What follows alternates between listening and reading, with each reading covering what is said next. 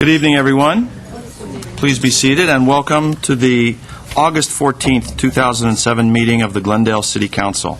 May we have roll call, please? Council members Draymond. Here. Quintero. Here. Weaver. Here. Yusefian. Here. Mayor Najarian. Here. Mr. Yusefian, would you please do the flag salute for us this Please evening? stand and face the flag. Follow after me. I pledge allegiance to the flag of the United States of America and to the republic for which it stands, one nation under God, indivisible, with liberty and justice for all. Please remain standing for the invocation. In February of 1961, President John F. Kennedy said in a message to the Congress on education, "Our progress as a nation can be no swifter than our progress in education. Our requirements for world leadership, our hopes for economic growth, and the demands of citizenship itself in an era such as this all require the maximum development of every young American's capacity. The human mind is our fundamental resource." Not much has changed since then, and today our Glendale City Council and School Board held a joint meeting to discuss numerous issues of concern to our city, but more importantly, issues of concern to our children, our greatest resource.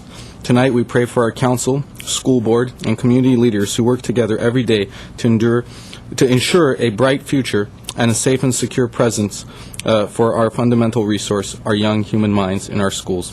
Amen.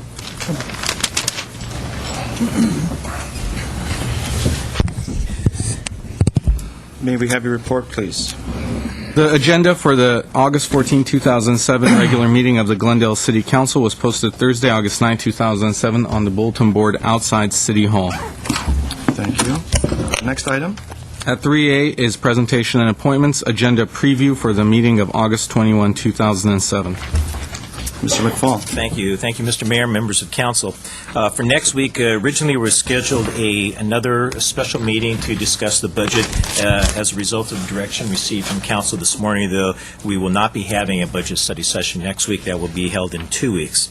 For the Housing Authority, there will be a report from the Director of Community Development and Housing to consider the Section 8 Management Assessment Program called CMAP, short for CMAP, with a motion approving the annual submission of the CMAP self-certification. There additionally will be a joint meeting between the Housing Authority and the City Council to review and consider the Kenwood project. The redevelopment agency doesn't have any specific action items.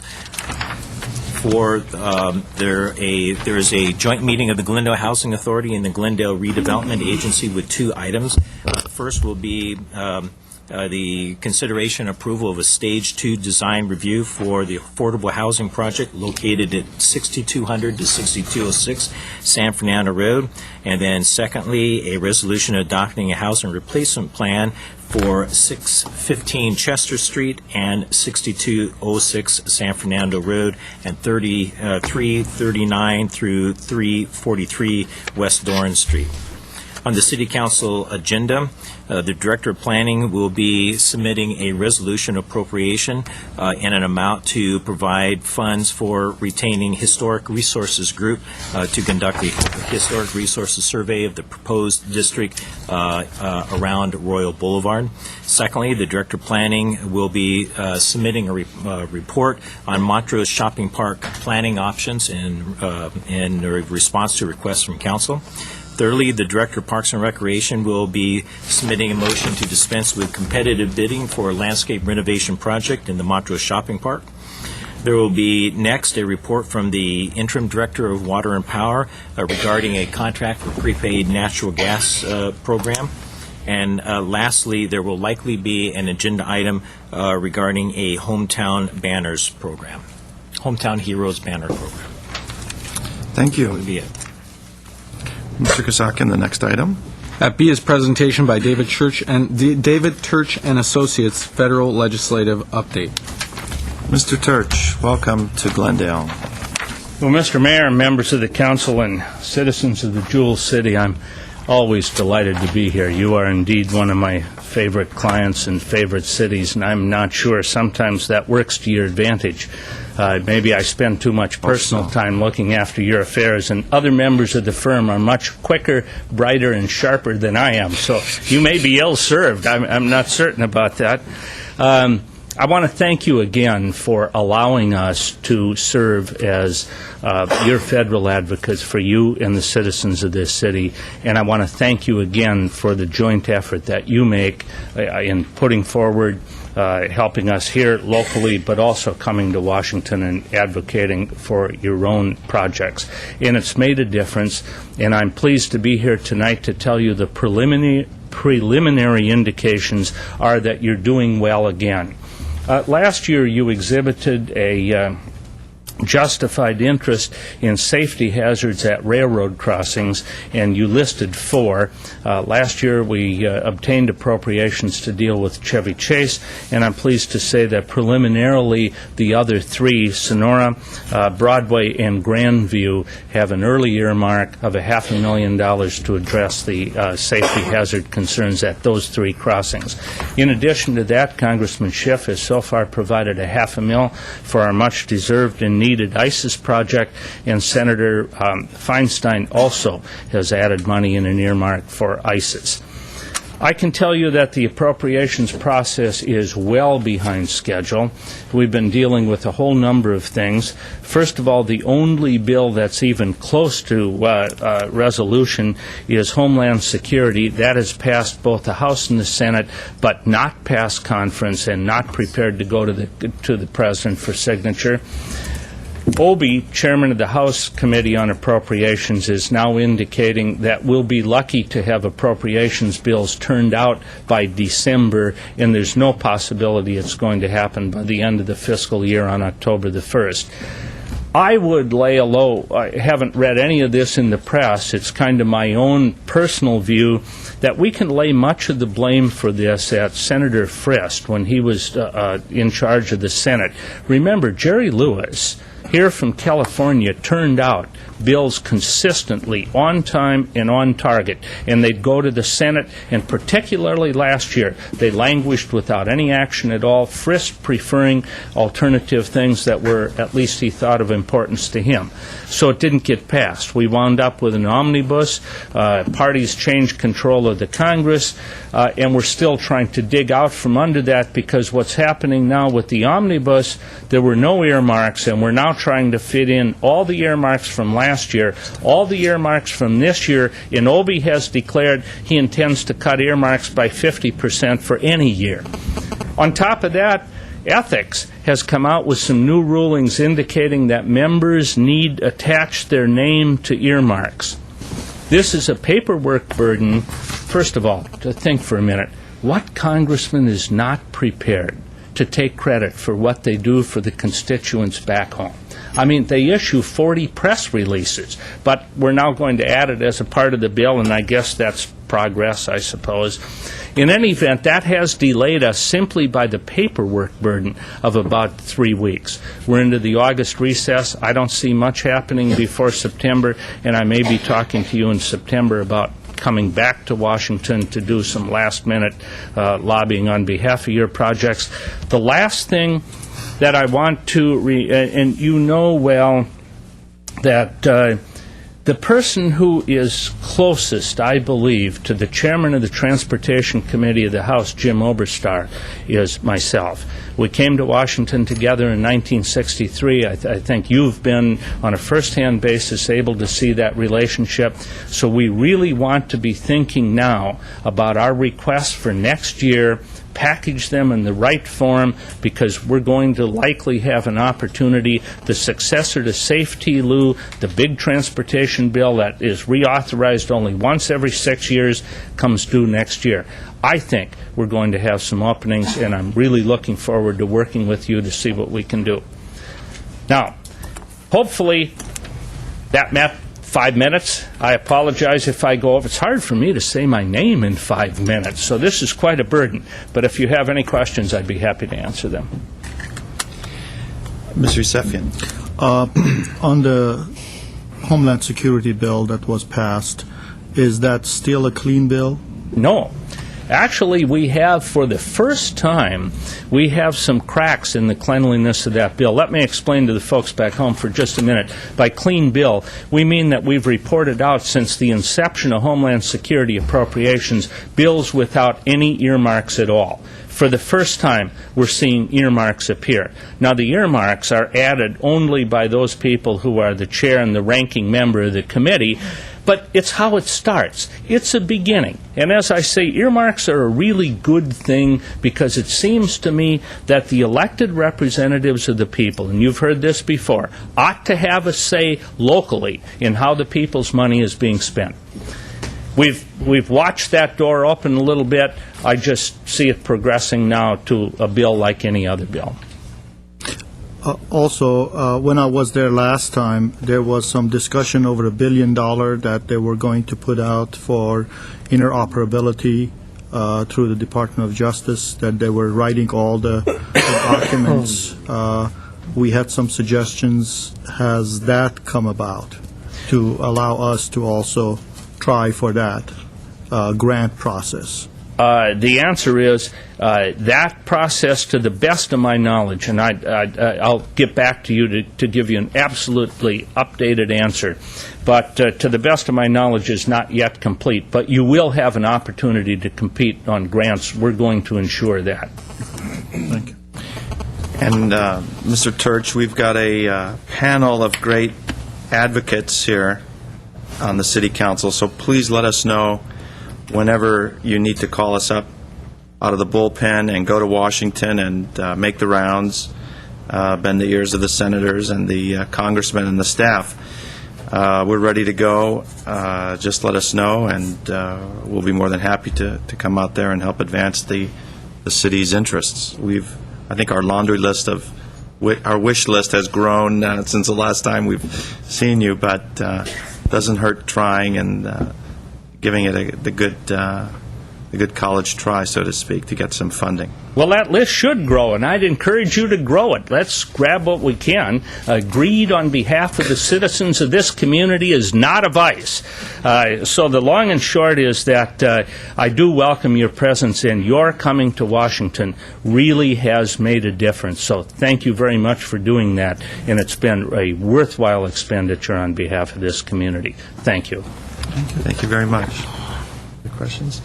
Okay, we'll see you in Washington, if not sooner. Thank you very much.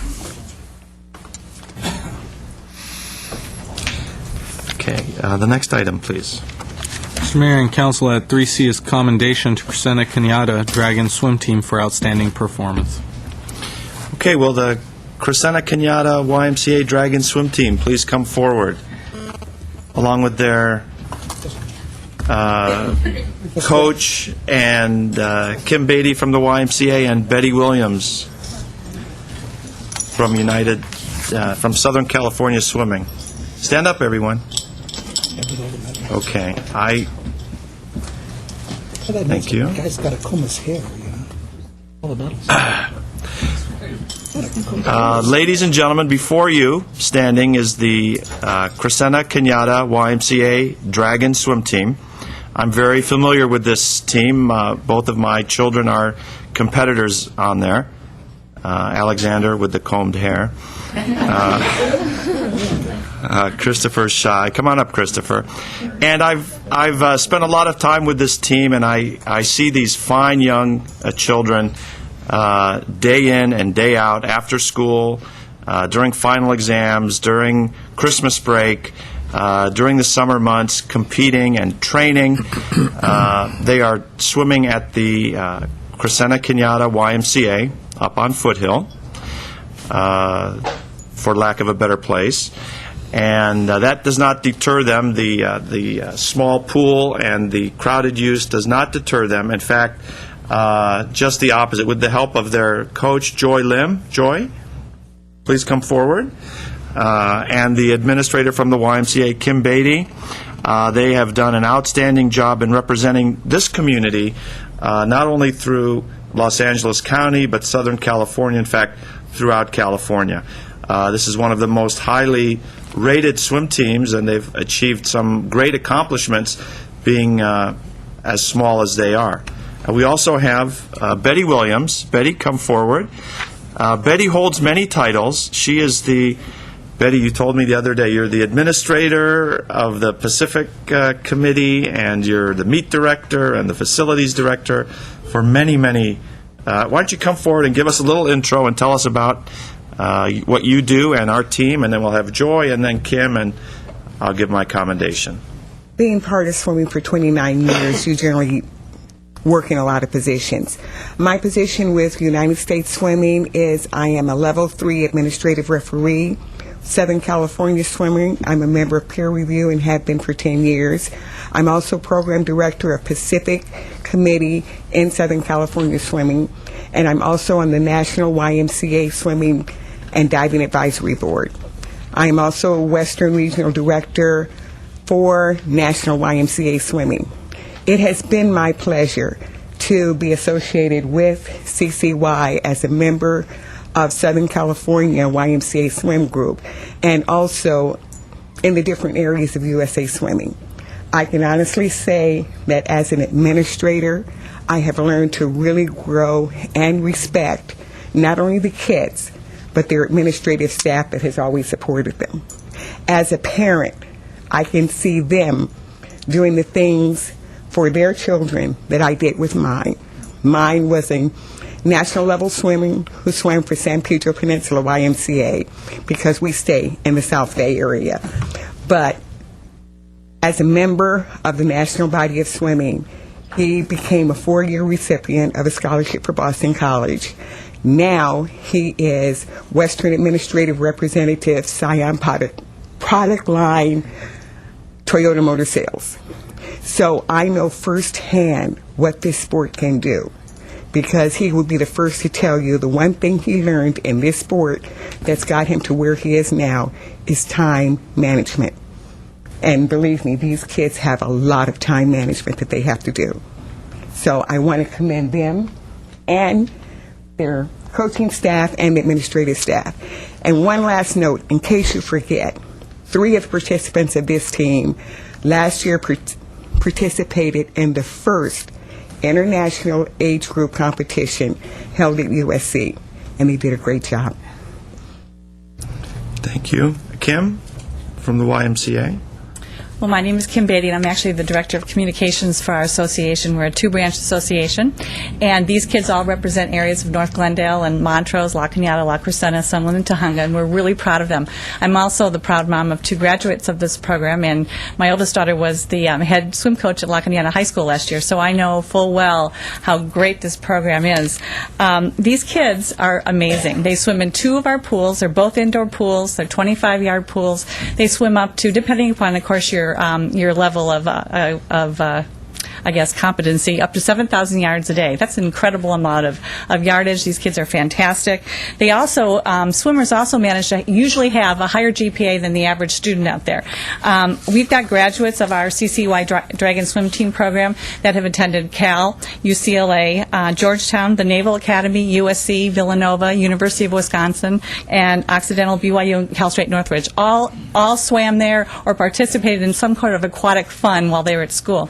And our Naval Academy alumna is currently serving in Iraq right now. She's an outstanding young woman. At the YMCA, all of our paths actually lead to our core values, which are caring, honesty, respect, and responsibility.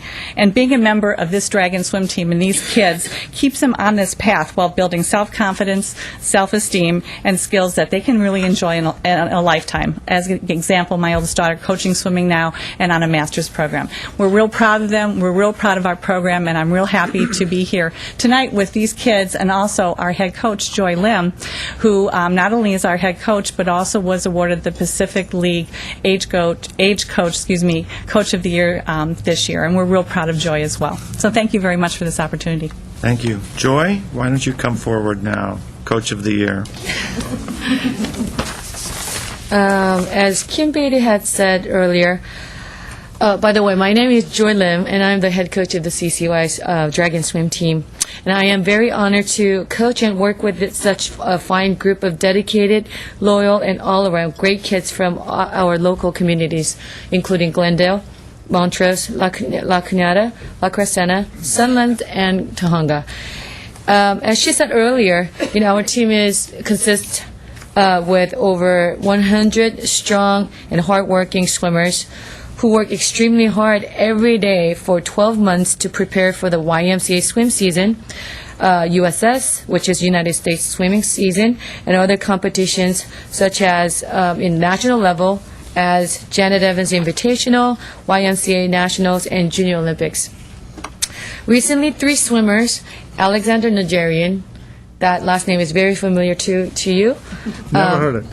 Alexander Najarian and Harrison Tai in the back, and Alexander Park, who was our captain last year.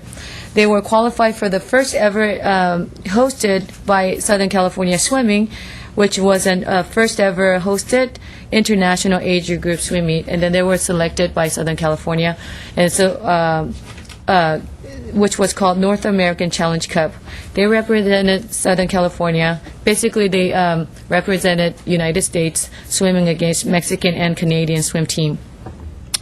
And a couple weeks ago, we had a huge success in our Junior Olympics.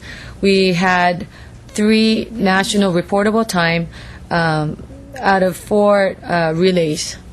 So that was a huge success we had, and I can't be more proud of them. Our program seeks to train and develop not just great swimmers, such as CV grad and Cal-bound Sarah Sun, who's not with us, but who is an ex-CCY swimmer, and 200 breaststroker Jason Kim, who holds the Southern California record in 200 breaststroke, but the young athletes who seeks a program where they can flourish as an individual, be part of a supportive program that allows all kids, no matter of skill level, to grow in the sport of swimming and to learn the core values of YMCA, which is caring, honesty, respect, and responsibility. I am honored to share with you the great news about our swim team program and represent all the terrific kids who work so hard every day for the Dragon Swim Team. Thank you, and I would like to thank you so very much for having us here. Thank you. Thank you. And I do have a commendation. It's to the Crescenta Cañada YMCA Dragon Swim Team.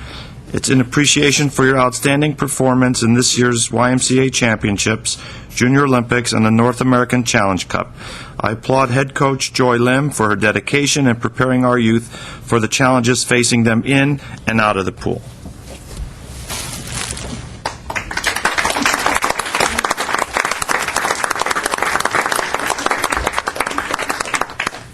The mayor's commendation. Congratulations. And I have souvenirs for each one of the swimmers. If you'd like to just say your name to the folks at home. Anyone? Introduce yourself. Let's start with the team captain. Hi, I'm Alex Park, Alexander Park, And you're on your way to... and I'm going to be attending UCLA in the fall. Thank you. I'm Michelle Du. Where do you go to school? Cosenza Valley High School. Thank you. And Mr. Mayor, I noticed some of them have shiny little medals. Could they tell us what those medals are Your for? stroke? Why don't you tell us what your stroke is? Educate us a little bit. Go ahead, Alex. Tell us what Okay, you well, those medals are from like the various championship swim meets and such as Junior Olympics, North American Challenge Cup, YMCA championships, and I'm a butterflyer. I'm not going to be swimming in college though, so You're going to be studying. yeah, just studying. Thank you. Okay, come on up, Kyle. Introduce yourself. My name is Kyle Tazu. I'm a breaststroker and I'm homeschooling now. So yeah, So you got a bronze, bronze, silver, gold. so you got all three of them, huh? Yeah, All right. thanks. Alexander? This is where I was the last few weeks. Now, How do you like that for Blink? how come his blings are bigger? I don't understand that. Did you have to bribe somebody for those blings? Okay, Alex. So what are those blings? You got what? 4 of them? 4. 4 of them. I got these at the North American Challenge Cup. I swim butterfly. Good. Congratulations. Yeah. Chris? My name's Christopher Park, and I'm going to be a sophomore at Roubaix Academy, and I'm a breaststroker.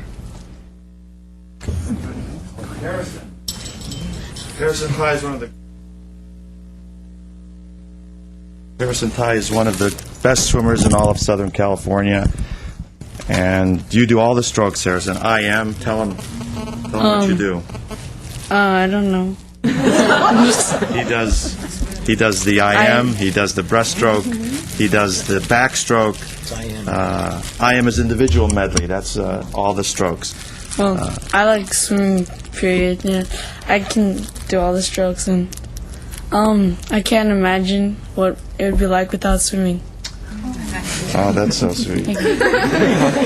Anybody else? Christopher. No, Christopher's. He's okay. We don't want to force it. Okay. Well, thank you, everyone. Thank you, guys. Wait a minute. Hey. No, we're not done yet. I want to congratulate all of the swimmers, the coaches, and their families. I know the kind of how difficult it is to provide these type of venues. And then I do want to recognize there's 2 athletes there that I spent quite a bit of time with in the gyms, Christopher Najarian and Alexander Najarian, but especially Christopher, who's just a tremendous bench presser, likes to do curls, and at every opportunity I always get a kick out of watching these 2 kids do their weightlifting. So congratulations to all of you. Thank you again.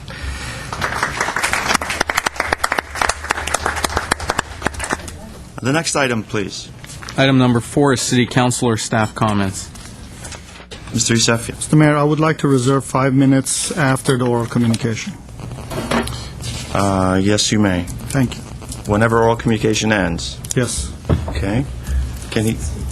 But I'm sorry. I'm getting comments from City Attorney. It's Needs to be brief. City Council staff comments, no different than comments to people who speak at oral communications. Under the Brown Act, need to be brief. Undefined term, however, we've construed it to meaning essentially short duration of time. If you want, I'll fill a card. Well, let me ask the question, is it on a specific topic that you're aware of now, or just Yes. on issues that... Yes, but I don't want to take time at this point. I would like to talk after the public has said their talk. It's mysterious. Is he allowed to take a card? I mean, he should be entitled to... It's Same it's amount of irregular. time. I know in Burbank they've done that. A council member's actually taken a card to speak at oral communications. No, it's Highly irregular, but we live on the edge here, Mr. Yusefian, so we'll permit that. Mr. Weaver. I'd like to put on the agenda to repanel for another panel for the Civil Service Commission. Mr. Yusefian and I have not agreed for months, so I think we better let another panel give a try. Mr. Mayor, Mr. Yusefian? I don't agree with that. I think Mr. Weaver has sent only one set of names, and I did not agree. We have new applicants who have applied. I would like to try that for one more time, one more week. If it doesn't work, then we can have different. I'm not interested in doing that, Mr. Yusefian. Made mine, you didn't care for them for 2 months. I'd like to repanel it.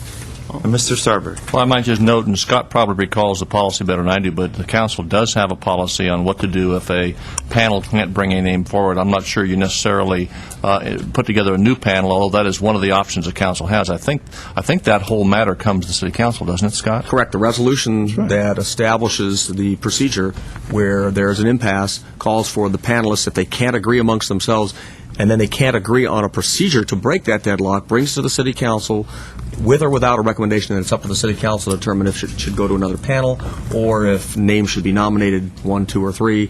There's a host of options that are limited only by one's imagination. That's why I want on the agenda. Let me go to Mr. Quintero and back to you, Mr. Well, in Yusefian. view of this impasse and my feelings for the past 6 years that these panels don't really work, that we need a new system, I'd like to put on the agenda a revision of how we go about appointing commissioners and board members so that we can come up with a procedure that I think is going to work a lot better than the current one. And the sooner we do that, the better, because there's numerous impasses on numerous panels. And is that a charter provision or an ordinance? No, it's actually a resolution that establishes a policy. Okay, so Mr. Yusefian and Mr. Mr. Mayor, I think one thing that I think maybe my colleague is forgetting is we did receive a note from the city attorney that they did not want us to change or appoint new people to that panel until July 18th because they were in a process of working on a civil service case, and it was their request that we do not appoint somebody new. So I think if we go July 18th and we go some of the other ones, it has not been that long. I would say we do have items on our agenda on the panel list of commissioners. Some of them go over a year. So there is some issue about that. This has not been that long.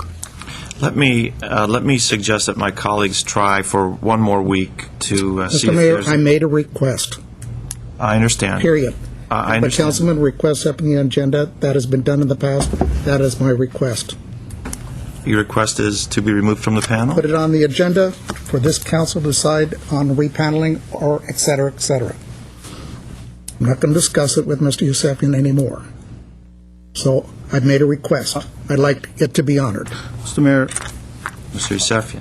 my issue is with Mr. Weaver. He has not discussed any issue with me. He submitted 2 names to the secretary. When the secretary walked to my office and says, "What do you think about this?" So there has never been a conversation. There is no conversation between Mr. Weaver and I. As a matter of fact, Mr. Weaver doesn't even say hello to me when I say hello. Okay, well, we don't need... Let me just No, interrupt. Mr. Mayor, in all due respect, it says there needs to be discussion. Okay. Giving names to the secretary is not a discussion. I understand. If you want, I'll put some names on right now. However, I think we have irreconcilable differences between the two councilmen. Yes, you could say that. So I think it would only behoove us to rotate in a new panel for this item. Well, we'll put it on the agenda for next yeah. week for the council to decide whether you want to either rotate to another panel or if there's another option. Again, Mr. Mayor, you have an established policy. You can always put the policy on the agenda to change it, but you have an established policy that says when there's a disagreement and they cannot reach a conclusion, They bring that matter back to you, and the council decides how to deal with the impasse. Okay. Right, and I also want... You want the policy on it? Yes, I mean, I have no idea what's going on here, but like I say, for the past 6 years, I've never been comfortable with two panel members meeting with prospective commissioners and then coming to the full city council. So I'm ready to discuss the whole Mr. whole Draymond. issue. Well, I didn't want to speak to the issue between my two colleagues. I just want to speak in favor of what Councilmember Quintero is discussing, since it came up. His hand got up there faster than mine because it's a wonderful example. I'd like to ask Hassan. This is also part of what we had discussed about bringing forward, specifically with regard to DRB, which is coming back. Part of that being the appointment process with DRB, and I think that is one of the. This is an example of one of the reasons to reform that process. Okay, so the issue on this particular appointment will come up next week. That's correct. The larger issue needs a report, staff report. Mr. Starbuck. Right, and next week you can decide if you want to hold over that discussion on that specific impasse to the later discussion about the policy, because it will take us a few weeks to get the matter of the policy back onto your agenda again, but at that point you can make a decision if you want to actually change the process for impaneling members or continue with the current, or change the policy on dealing with impasses. Okay. What I was trying to get at, however, with my comment is I want to make sure that aspect is still coming back with the report on DRB. It's the process and the appointments both. That will be included on every one of the cities that we will actually compare. Good. Thank you. Mr. Mayor, on the issue of the panels, as I said, there are several panels that have been out there for over a year. I generally appoint the people in a very judicious manner. We have not been able to reach that decision because of several issues. But nevertheless, I think maybe we need to discuss that issue. TPC sometimes cannot meet because they don't have a quorum. I just found out that BZA, they just lost another member because she decided to move out of the town. So now they don't have a quorum. So, I mean, we have some of these issues. There's an awful lot of commissioners that have not been appointed, hence we have quorum issues. Mr. Starburst. Yes, I was going to suggest we will roll the status of all of the commissions and their vacancies into that report, so you can see the current status at that time, some of the issues. I think staff will have some suggestions on maybe some opportunities that will present themselves that you may want to consider for consolidation of one or more commissions that might help things along and streamline processes at the same time. So we'll try and bring that all back. Mr. Draymond. May I ask if it's possible to, if you are still entertaining staff and council comments, to move on to a happier note? Mosquitoes. Mosquitoes? It's happier than this. I just wanted to pass along a copy, Mr. Zern, of the Greater L.A. County Vector Control District Inspection Report related to the addresses I mentioned to you. With a ponding water problem that was pointed out to me by a resident, and where they found, in fact, adult mosquitoes and mosquito larvae in what they're calling a roadside ditch, where they tried to treat the issue, but there's an ongoing problem with breeding between these houses, not between the residents of the houses, mind you, the mosquitoes between the houses, and has to do with a culvert there that is, I guess, according to our Mr. Hicks, they're having a little trouble finding out who exactly owns that there culvert. So if I could pass this on to, I'll just pass it down. And then I'd also like to invite the public to the 6th Annual Kids and Critters Day at the Montrose Shopping Park Association. I was asked to bring that announcement down from their board of directors. It's the 6th annual event. It's sort of a last gasp of the summer thing to do. It's dedicated to the children of the city of Glendale, and it's rides and games and everything to do with children and animals. We have a crocodile, a kinkajou, pygmy hedgehog, and a python all dropping by in terms of petting zoo and magic show and so on. It's all free to the public, and you can come and stuff yourself silly with food that'll kill you by the time you're 35. And if you're older than 35, then you'll hear your arteries snapping like castanets. And but you're all invited to come 9 a.m. to 2 p.m. on Sunday, August 26th. And I thank you, Mr. Mayor. Oh, one other thing. I'd like to compliment city staff and my colleagues and you, Mr. Mayor, on a fine job in our joint meeting with the Glendale Unified School District. Everybody's comments were interesting and on point, and as well as our colleagues from the district. It was a very interesting meeting, and I hope the public got a chance to see it. It was interesting for them as well. I think a fine job by the group from the city as well. Thank you. I'd like to announce that I will be making an appearance at the Kenneth Village Merchants Association Arts and Crafts Festival. That's going to be this Saturday, August 18th. I will be setting up a booth. I'll be serving something, maybe coffee, or maybe I'll be giving away low-flow water shower heads and light bulbs and things. So that's your chance to come face-to-face and tell me if I'm a jerk or if I'm doing a great job, or but I'm ready. Different than what often gets served up around here. Okay, if there's nothing else Ice cream. from staff. Give up ice cream. The next item, please. Next item is consent items. The following are routine and may be acted upon by one motion. Any member of council or the audience requesting separate consideration may do so by making such request before motion is proposed. Okay, I have a request to pull item 5D, F, I and K. I, K, E, and E. Does that leave anything? No, but it spells defeat. E? E to be pulled, D, F, I, K, and F. I'll move the consent items with those exceptions. Second.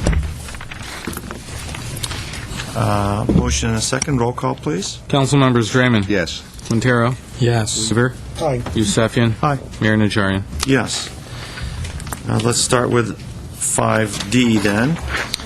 Dr. Richard Espiritu. Would you like me to read that into the record? Yes, Mr. read Mayor? item 5D, please. 5D is Director of Public Works regarding fiscal year 2007-2008 Americans with Disabilities Act, ADA curb, ramp installation, and sidewalk repair program. Spec number 3301 at 1 is a resolution adopting specs and directing the city clerk to advertise for bids. Dr. Espiritu. Good evening, Mr. Mayor, City Council, and staff. I am Dr. Richard Espiritu.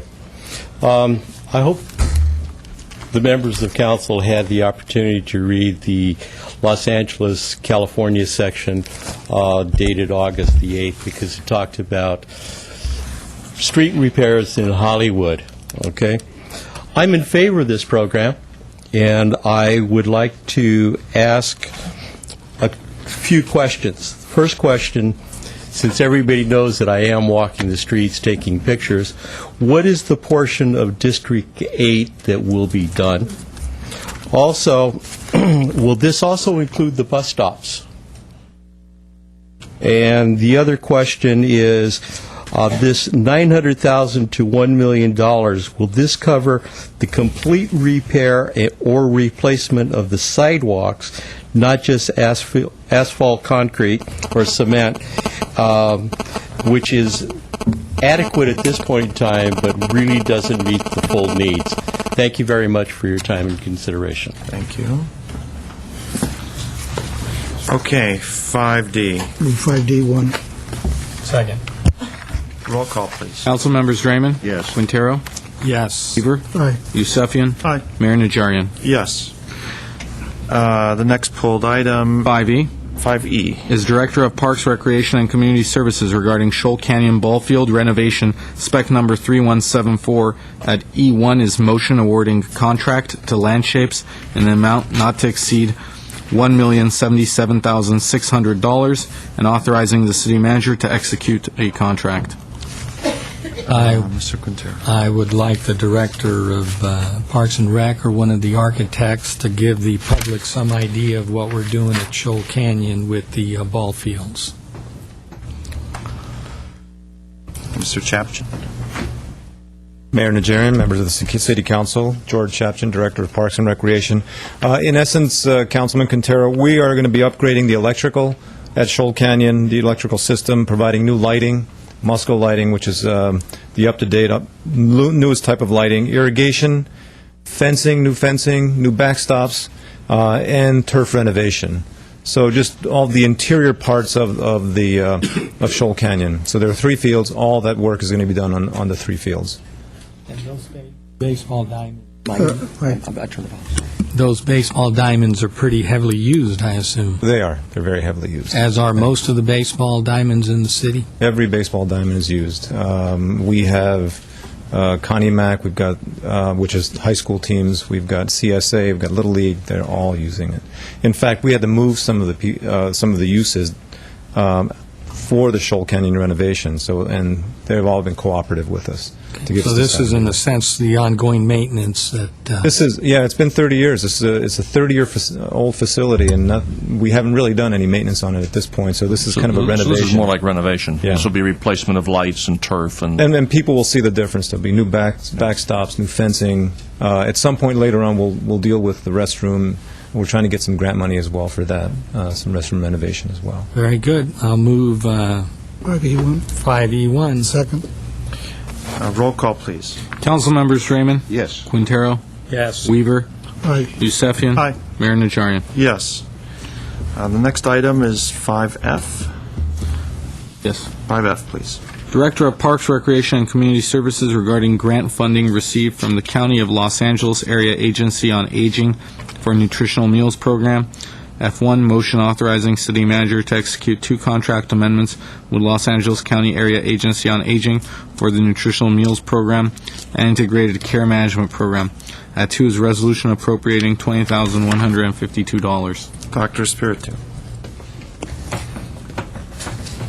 Good evening, Mr. Mayor, City Council, and staff. I am Dr. Richard Espiritu. I'm in favor of this program. I hope that they go ahead and process this as quickly as possible.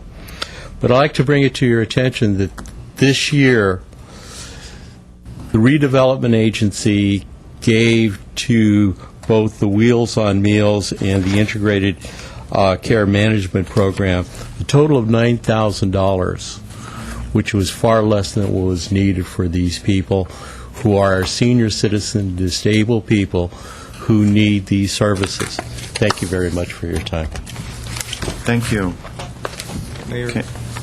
Mr. Chapchin. if I can just use this opportunity to let people know about the cooling station, since it is getting very hot, if you wouldn't mind just indulging me for 1 minute or so. Again, irregular, but we live on the edge. Just, here. it is important for the seniors to know that the Adult Recreation Center, Spar Heights, we are open every day, 7 days a week at ARC and 6 days a week at Spar.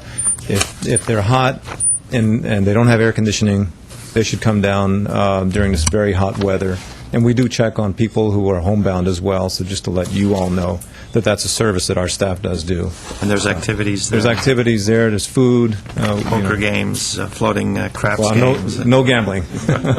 But it is an opportunity for people to come by if they don't have Cool off air conditioning, that sort of thing.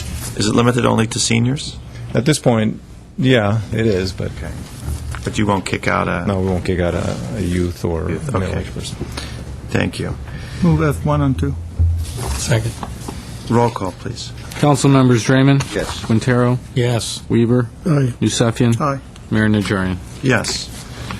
Next item is 5I, please.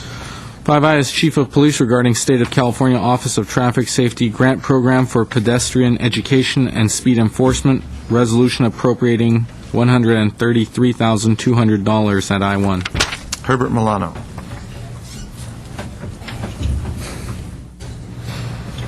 Good evening, Mayor Najarian, members of the City Council, City staff. My name is Herbert Molano. For a fairly long time, I have been speaking before you and written in the Glendale News Press concerning the issue of traffic safety and traffic injuries.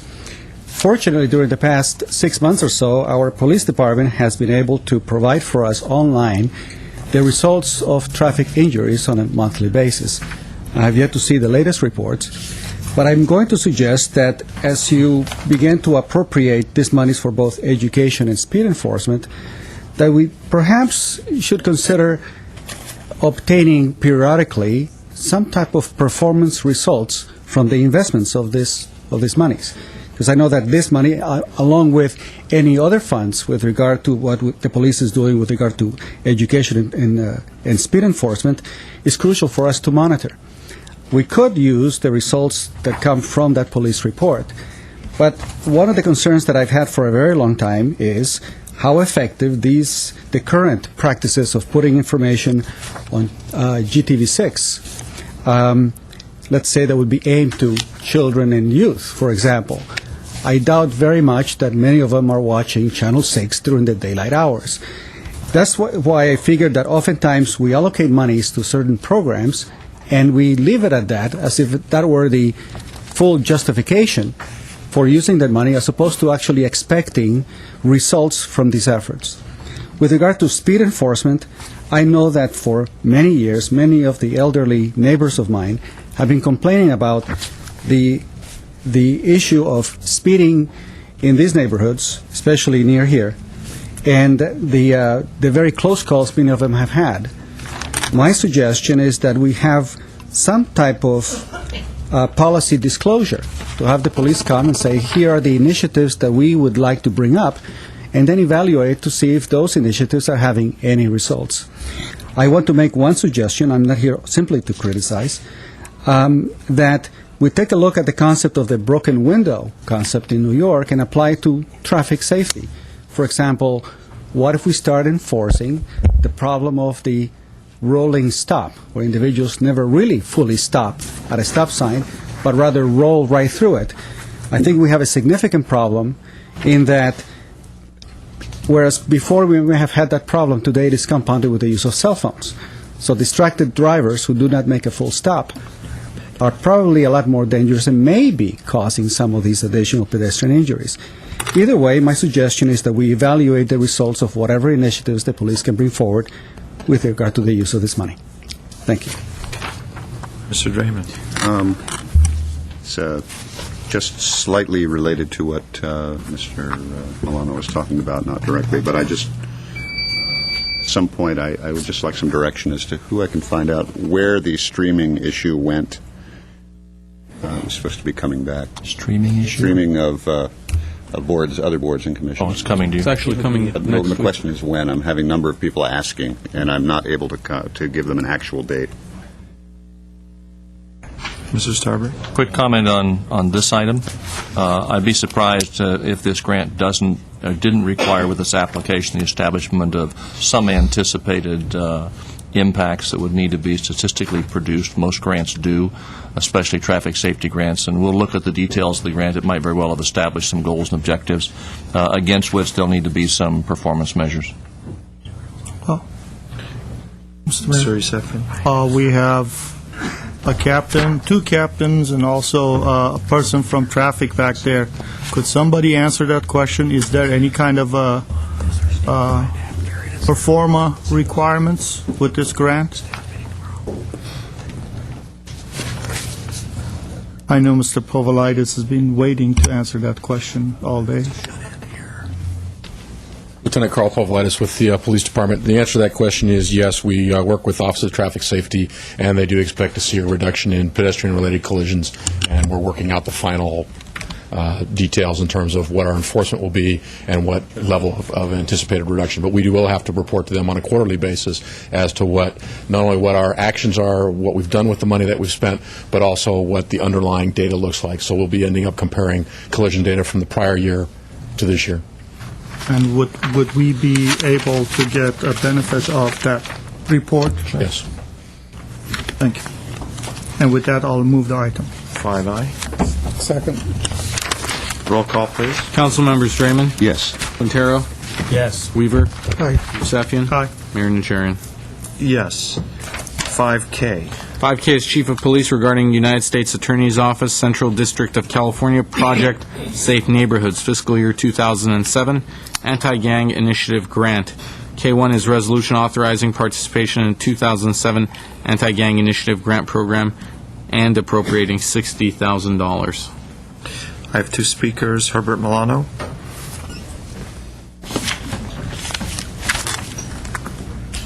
Honorable Mayor Najarian, members of the City Council, my name is Herbert Molano.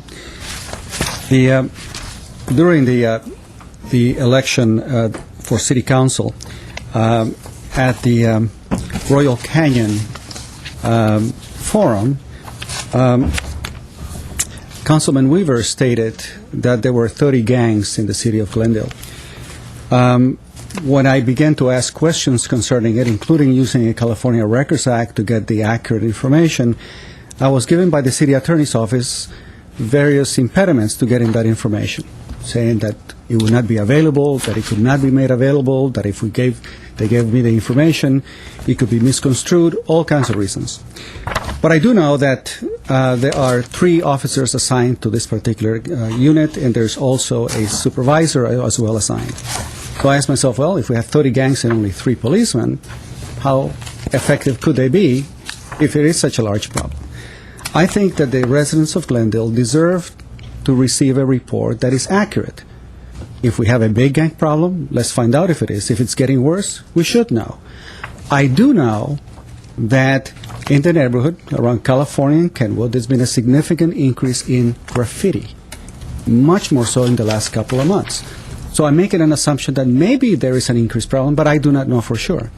But I think that the public ought to know precisely how many gangs do we have, how many members are estimated to be in those gangs, and what the outcome of these particular appropriated funds are going to give us in return for this effort. My understanding is that we really have only 3 gangs. I got the information from an intercity agency that deals with gang crime, but I think that residents of the city should have an accurate disclosure of our gang situation, regardless if it is small or if it is getting worse or if it is really not such a big deal. Because oftentimes I would hear people saying, I am afraid of the number of gangs, and I'm afraid of gangs. And when I ask them, well, have you ever had any experience personally with that? The answer was oftentimes, well, no. I just get the feeling that we have a lot of problem with this regard. I think that accurate information to the public is necessary in a way to evaluate if we're being effective. I think it's the least that we can expect on a periodic basis. Thank you. I have one more speaker, and then we'll take your question. Dr. Richard Espiritu.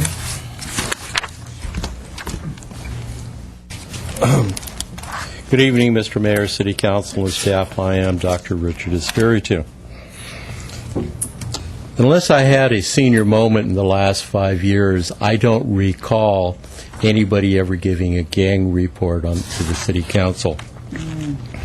After talking with my friends with the LA Sheriffs and the Los Angeles Police Department, gang divisions, especially in Van Nuys, I was informed that there was between 3,000 and 3,500 gang members here in the city of Glendale, ranging from 1 or 2 members of the gangs to rather large numbers.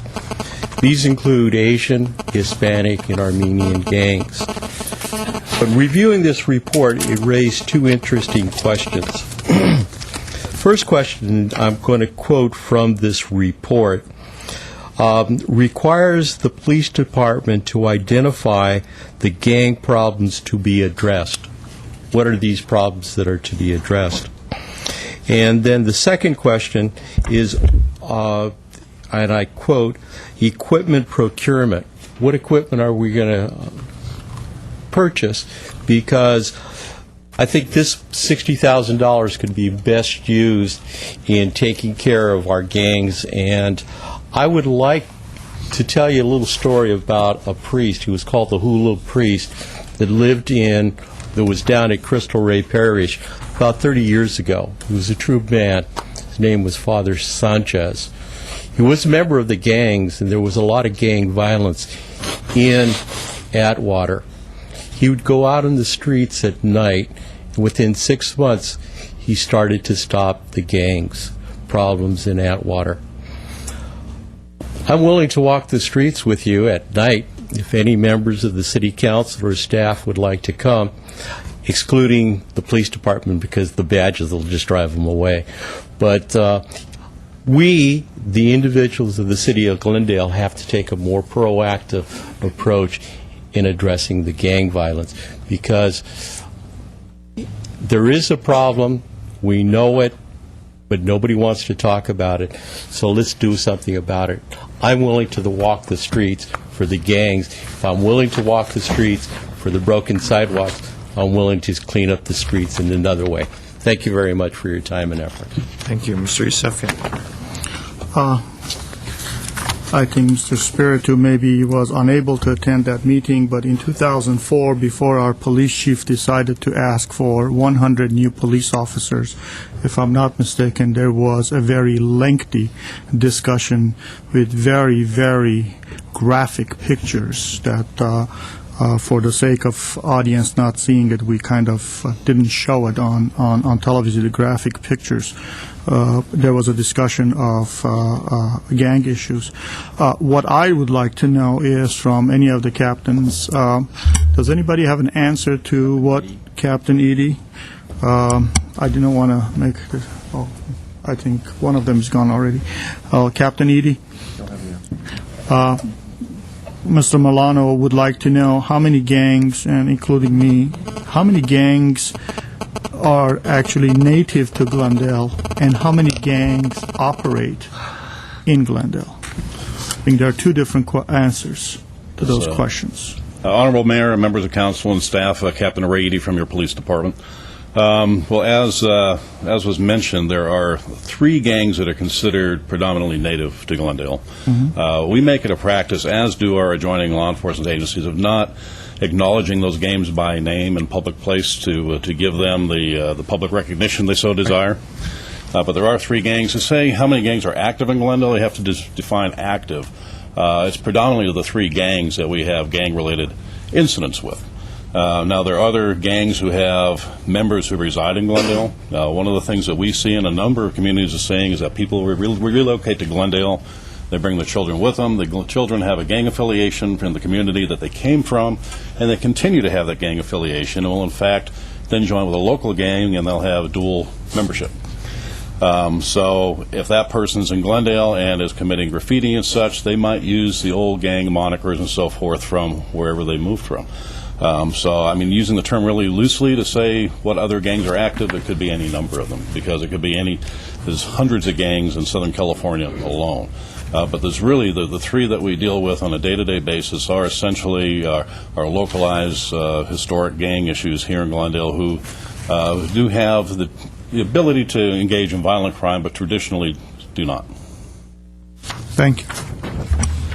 Captain E., the nature of the grant application, you familiar with the grant application? Yes, I am. Would that have had that kind of background information in it?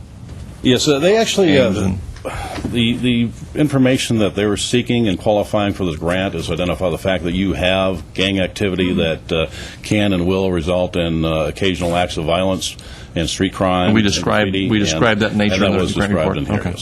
And the equipment you said you need to purchase, what is the equipment? It's a variety of things, ranging from safety equipment for the gang officers, of course, are working the streets at all hours of the days and night, to such things as intelligence gathering equipment, such as surveillance equipment. Okay, thank you.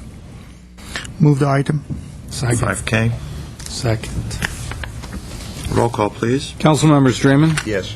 Quintero? Yes. Weaver? Aye. Yusefian? Aye. Mayor Najarian? Yes. Next item, please. Next item at 6 is oral communication. Discussion is limited to items not part of this agenda. Each speaker is allowed 5 minutes. Council may question or respond to the speaker, but there will be no debate or decision. The city manager may refer the matter to the appropriate department for investigation and report. Okay, I'd just like to remind everyone on the procedures that we're following. You are certainly entitled to speak and to address the council for 5 minutes. However, if you voluntarily agree to limit your time to 3 minutes, I can afford you the courtesy of priority, which means you will go at near the front of the list. We will take oral communications for 1 hour, excluding council remarks or council comments, at which point we will interrupt oral communications and move on to the business of the city, and the business of the city. We have several action items and hearings to conduct. At the conclusion of those items, we will then resume the oral communications. So if anyone has submitted a card and not indicated that they would like to speak for 3 minutes, you're getting thrown into the 5-minute pile, and we have a significant number of cards this evening. Okay, I'll take your name. And you may get put over to the end. So if anyone would like to amend their card and agree to 3 minutes, if you'll just state your name, come up and just state your name, and we'll get rolling here. Mr. Mayor. Mr. Yusefian. Point of order. Mr. City Attorney, it is my understanding the oral communication time has been established by an ordinance of City of Glendale. Am I correct? Municipal code, that's correct. Okay.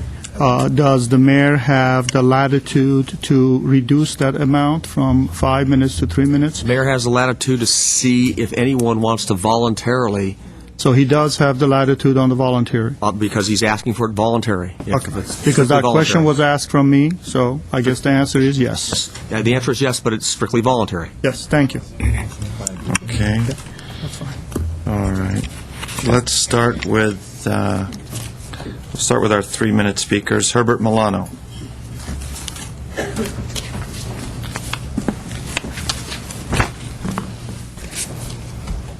Mayor Nayarian, members of the City Council, my name is Herbert Milano.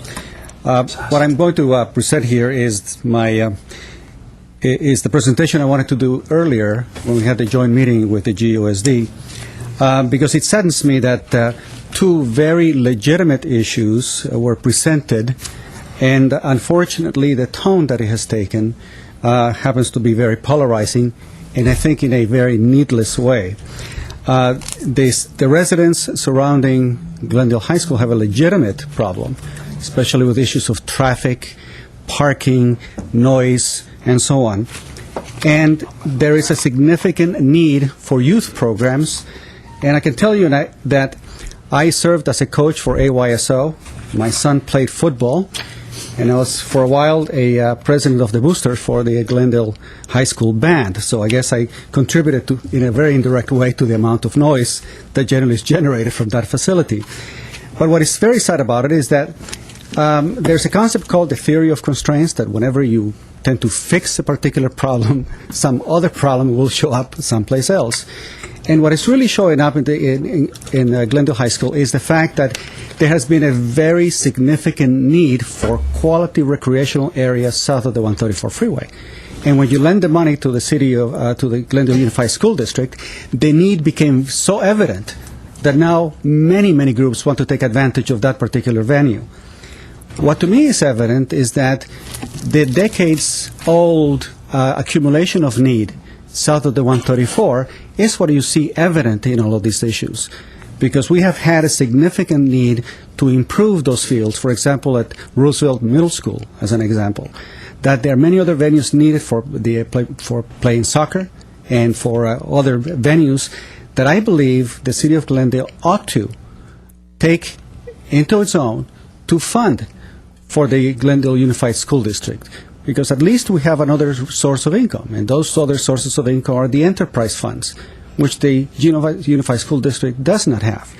We have not been doing the appropriate capital improvements. You have done a lot, but we have such a significant shortage that in lieu of temporarily of the capital improvements that we need for parks and recreation, that we ought to think very, very hard about providing the same type of quality surface areas at Hoover High School and at Roosevelt Middle School, because there's a significant need, and maybe that will take some of the load from the communities surrounding Glendale High School. Thank you very much.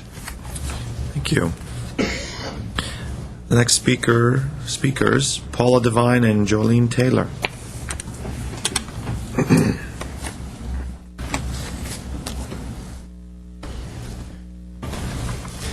Mayor Najarian, council members, staff. My name is Paula Devine. My name is Jolene Taylor. And we're here to attest team spirit. And for all of the people that are watching out there that are sitting at home and thinking, should I get involved with Relay for Life or should I not get involved? Should I get a team? Should I not get a team? Jolene and I are here to say, yes, you should. It can be a lot of fun. You can meet great friends, and families can bond, friends can bond, and just have a ball, and it's all for a very good cause, the American Cancer Society. What we are here for really is to invite all of you and everyone out there that's watching to our second annual Farniente evening. And for $25 on August 26th, I want to make sure I get that right, August 26th, you can have dinner and a glass of wine and dessert at Farniente for $25. We'll be having a silent auction opportunity drawing. It's a great way to have a wonderful dinner and also donate to the American Cancer Society. We did it last year, and it was a huge success, and they have generously offered to do it again this year. So we have invitations. City Clerk Sakian, can you get these out? Thank you. And Jolene's going to tell you a little bit about some of the auction items. We have some wonderful prizes again this year. We have a night stay at Shutters on the Beach, 2-night stay at Sofitel Los Angeles, 4 Laker tickets against the Utah Jazz, and for Councilmember Weaver, we have USC autographed football by Coach Carroll, as well as 2 tickets to the season home opener against Idaho, and many other prizes.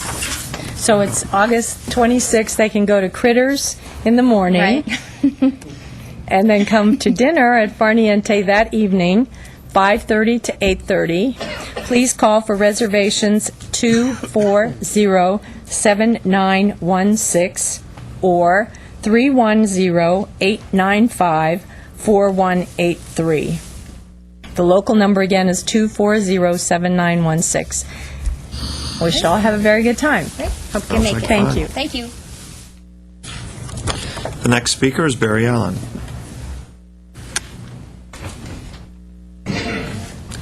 Followed by Bonnie Adams.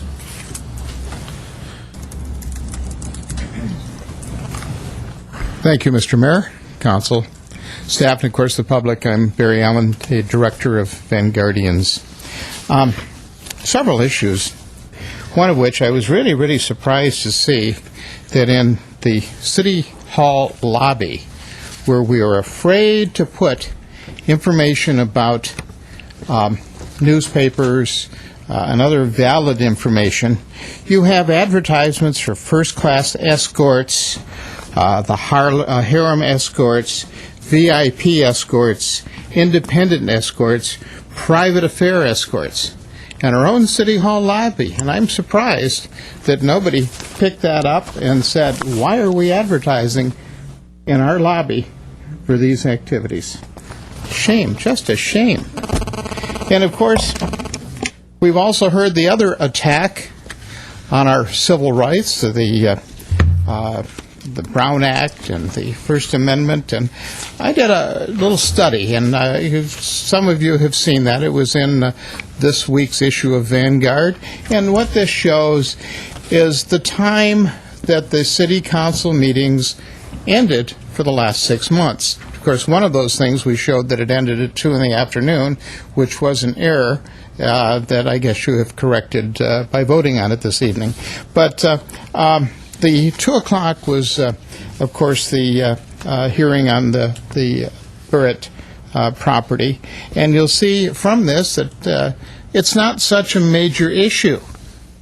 And I think that maybe our mayor should take a serious look at the fact that it is not a major issue, and that by manipulating the oral communications, it does send a frightening message to members of the public who are very concerned and want to be able to be heard and to speak out on those particular issues, on whatever issue may bother them, on the time limit that they have. And of course, one of the issues, coming up, it was in the secret session, the closed session last week, had to do with the potential of another hotel at Wilson and Central in a parking lot number 1, and I think that the public may want to know more about that, and maybe the public wants a city park there instead. One of the things that I think we should consider, and by the way, I will be on Reg Agajanian's program on Friday evening at 8, and we'll be talking about the state of Glendale and the future of Glendale. I'm Barry Allen for Vanguardians. Thank you. Mr. Draymond. Just for the record, that was a phone book, Mr. Allen? Oh, yes, I'm with sorry. With the harlots advertised in it? Yeah. I just want to make sure it wasn't a city directory to ask whether those fall under Public Works or... the harlots, I meant. He was referring to... Bonnie Adams. One of the things we don't handle. This is for the record. Thank you. Hi, I'm Bonnie Adams, resident of Glendale. Mayor Najarian, I'm kind of confused because I came up here, I wanted a priority, and you've kind of put strings on anybody who asks for priority for 3 minutes, which I don't think is fair. But in other words, if we want priority, we have to talk for 3 minutes. That's the way it was said to me. Mr. Stephian said it was voluntary, or somebody said it was voluntary. I don't know, but the whole thing is confusing to me. I want my 5 minutes in oral communication, whether it's priority or not. That's one issue. Second issue, why didn't you guys answer, or Steve Zern, why didn't you answer Richard's questions? He asked about the sidewalk repairs. I don't understand. You answer some questions and not others. I've been asking Scott Howard for months about I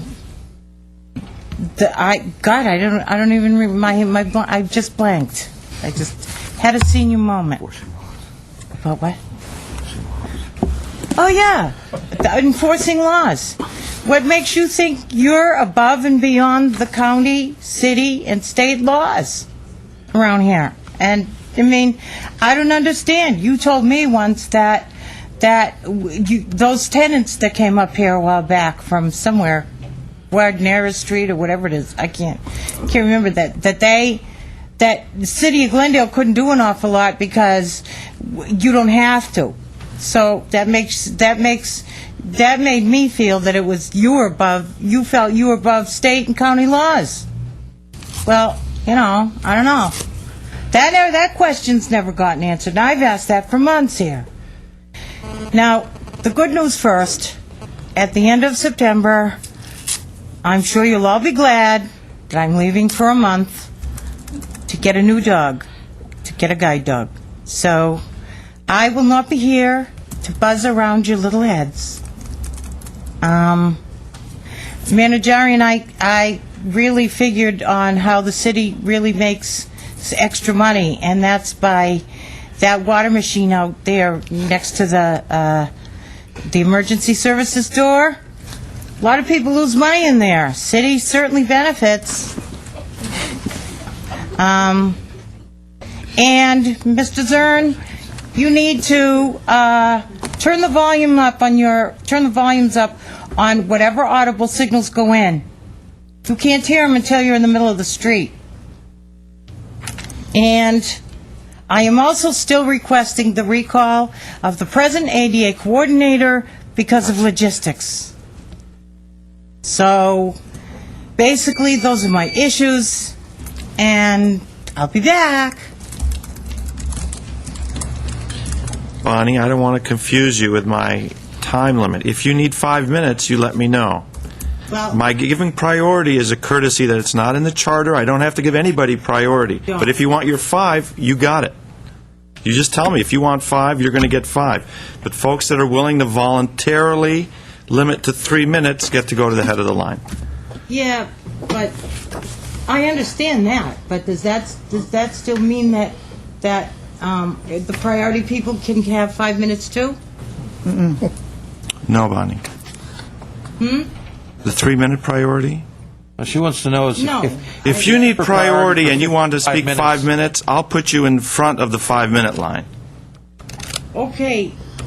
All Okay. right. I'll bring Lenore Devlin, 3 minutes. Well, it's not getting that complicated, folks, so either my colleagues, if Good you don't evening, like Mayor. it, change it when you're mayor. Good evening, Mayor. Thank you. Good evening, council members.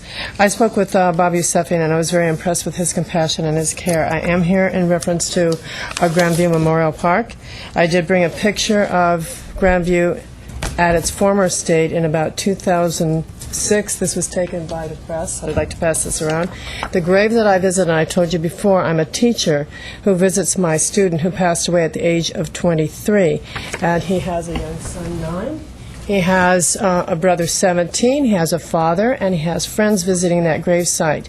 We all bring water, and the people in our area bring our own water.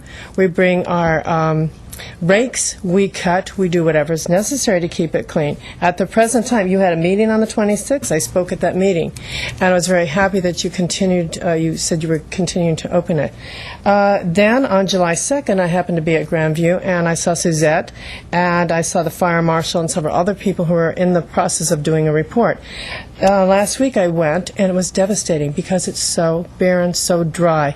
And all the trees that Mr. Weaver talked about, Mr. Yusefian have talked about, they're in worse condition.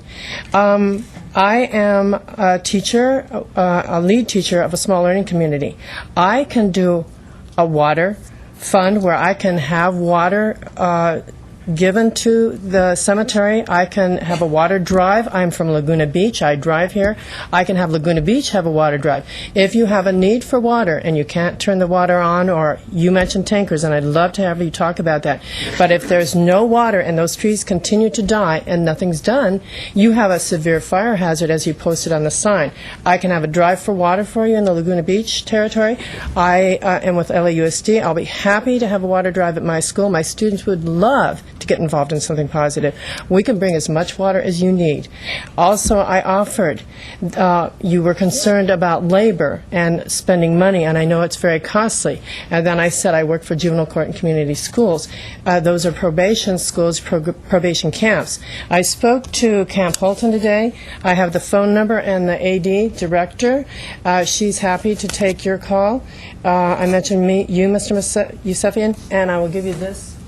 So if you do need free lawn care, work, weeding, whatever, these young men, I worked with them.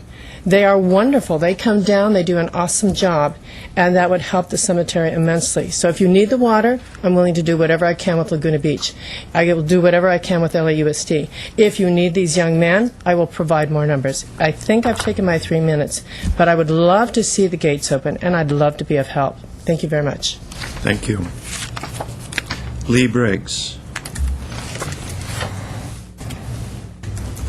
Good evening, and I'm so glad that you accepted our invitation to the 2007 Kenneth Village Arts and Crafts Festival, and you are booth number 10, Mayor Najarian. So if there's anybody who has anything to say, you can go to booth number 10. But I'm basically here to invite the public and you to a party, and that's this Saturday from 3 to 9, and it is our incredible festival, and Kenneth Village is growing, and I'm here to represent them, and I'm on the board of, I'm the Merchants Board. I'm the secretary of the Merchants Board, and my business is Yoga at the Village in Kenneth Village, and we're hoping and looking to build the village to a place where it's on the map, and not that it isn't already, and everybody in the past who has been involved has been doing an amazing job.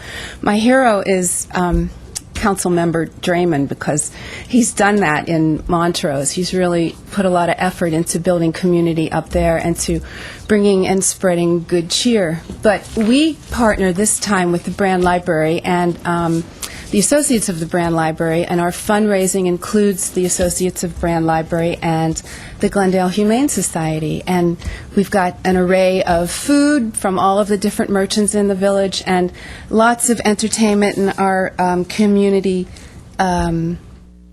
theater group, Stepping Stone Players. They'll come up and perform a couple of numbers from their upcoming event, Oliver. So in addition to this incredible festival, and I think we have definitely over 50 vendors, and for the size of our village, that's quite a lot. So we're really happy to do that and excited to be working with Eve Rappaport at the City of Glendale and Elisa Resnick at the library, and we're hoping, it only took us 80 years to realize that they were right next door. So hopefully it won't be another 80 until the next time. But in addition to this festival, we plan to have monthly events kicking off September's with a weekly film festival. So on Saturday nights beginning on September 8th. So basically we're just hoping to have a great party and to build community and to have everyone come up. So you're certainly welcome to join us in booth number 10. So, for you. So thank you very much. Thank you very much. We'll see you then. Okay. Herbert Milano. Still three of them. Herbert. You already spoke. Did he? Okay. Aram Kazazian. It was tricky. You put two names. Two.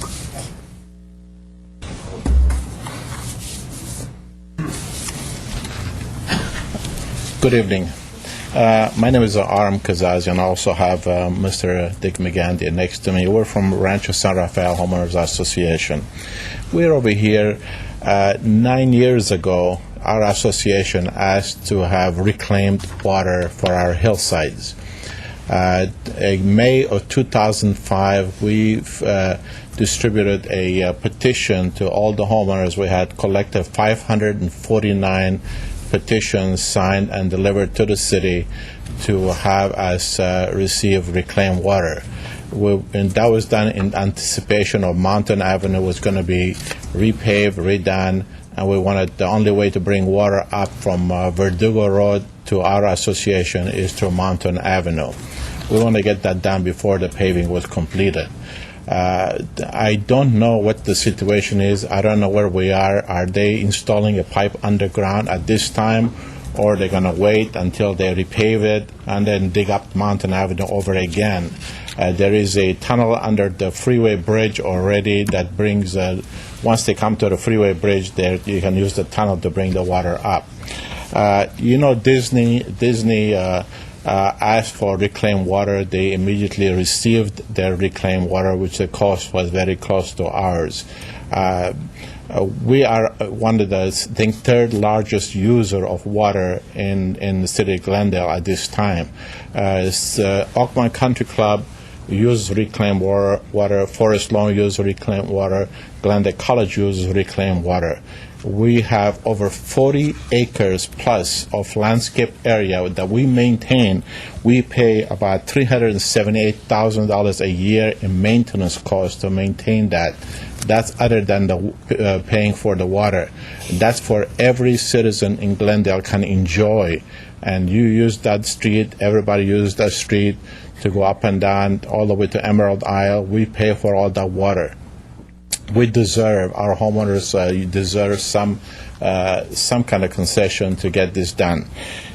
We do have our own pump systems, so we do not need a very high volume water, high pressure water, because all our stations are controlled by booster pumps. So we have our own booster pumps. You don't even have to install the booster pumps. We already have them. We maintain them. We pay for all booster pumps to bring the water, pump the water up higher of that. Just like Grandview, if you had reclaimed water for the Grandview Cemetery right now, you'll be saving a lot of money. You can turn that water on. That's another option you have in front of you.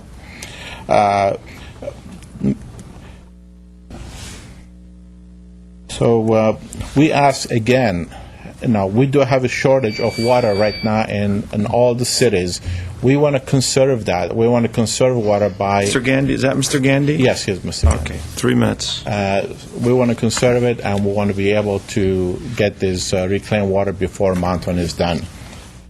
Mr. Dick McGandy, would you like to say anything anything? to add, Mr. Gandy? I'm a resident of the 135 townhouses that is part of Rancho San Rafael.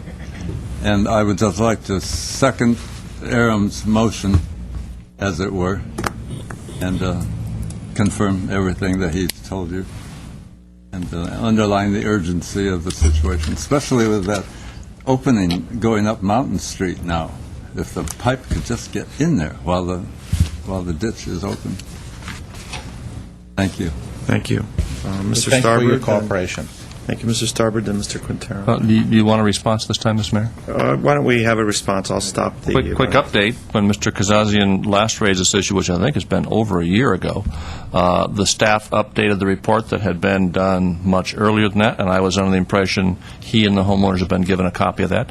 And the report reflected, I don't recall the details, but it reflected that the cost of installing the lines up to those facilities and the various infrastructure to support it would far exceed the ability, based on reclaimed water rates, to recoup the costs, even if you looked at a rather lengthy recapture time. And there's been standards for extending reclaimed water system based on the ability to recapture the cost, so it doesn't become an excessive burden on the water fund. We'll make sure he has a copy of the report. I was under the impression you and the homeowners were given a copy of it. It was done well over a year ago, and we'll give them a copy of that. If there are ways that they believe that those costs can be reduced, certainly happy to have GWP staff meet with them and discuss it. But there isn't a line that's being installed in the mountain improvement area to provide reclaimed water, because it isn't just a line in mountain, it's a line clear up into the open space area to feed their landscaped areas. But that report was done over a year ago, and I was under the impression they'd received a copy of it. What is this open No, we never space? received anything. Open space, the outer hillside you're talking Mr. about. Quintero. Well, beyond the recaptured cost to GWP, I mean, it's just a good idea in terms of water conservation. How many houses are up there? 549 homes. At this 549 homes.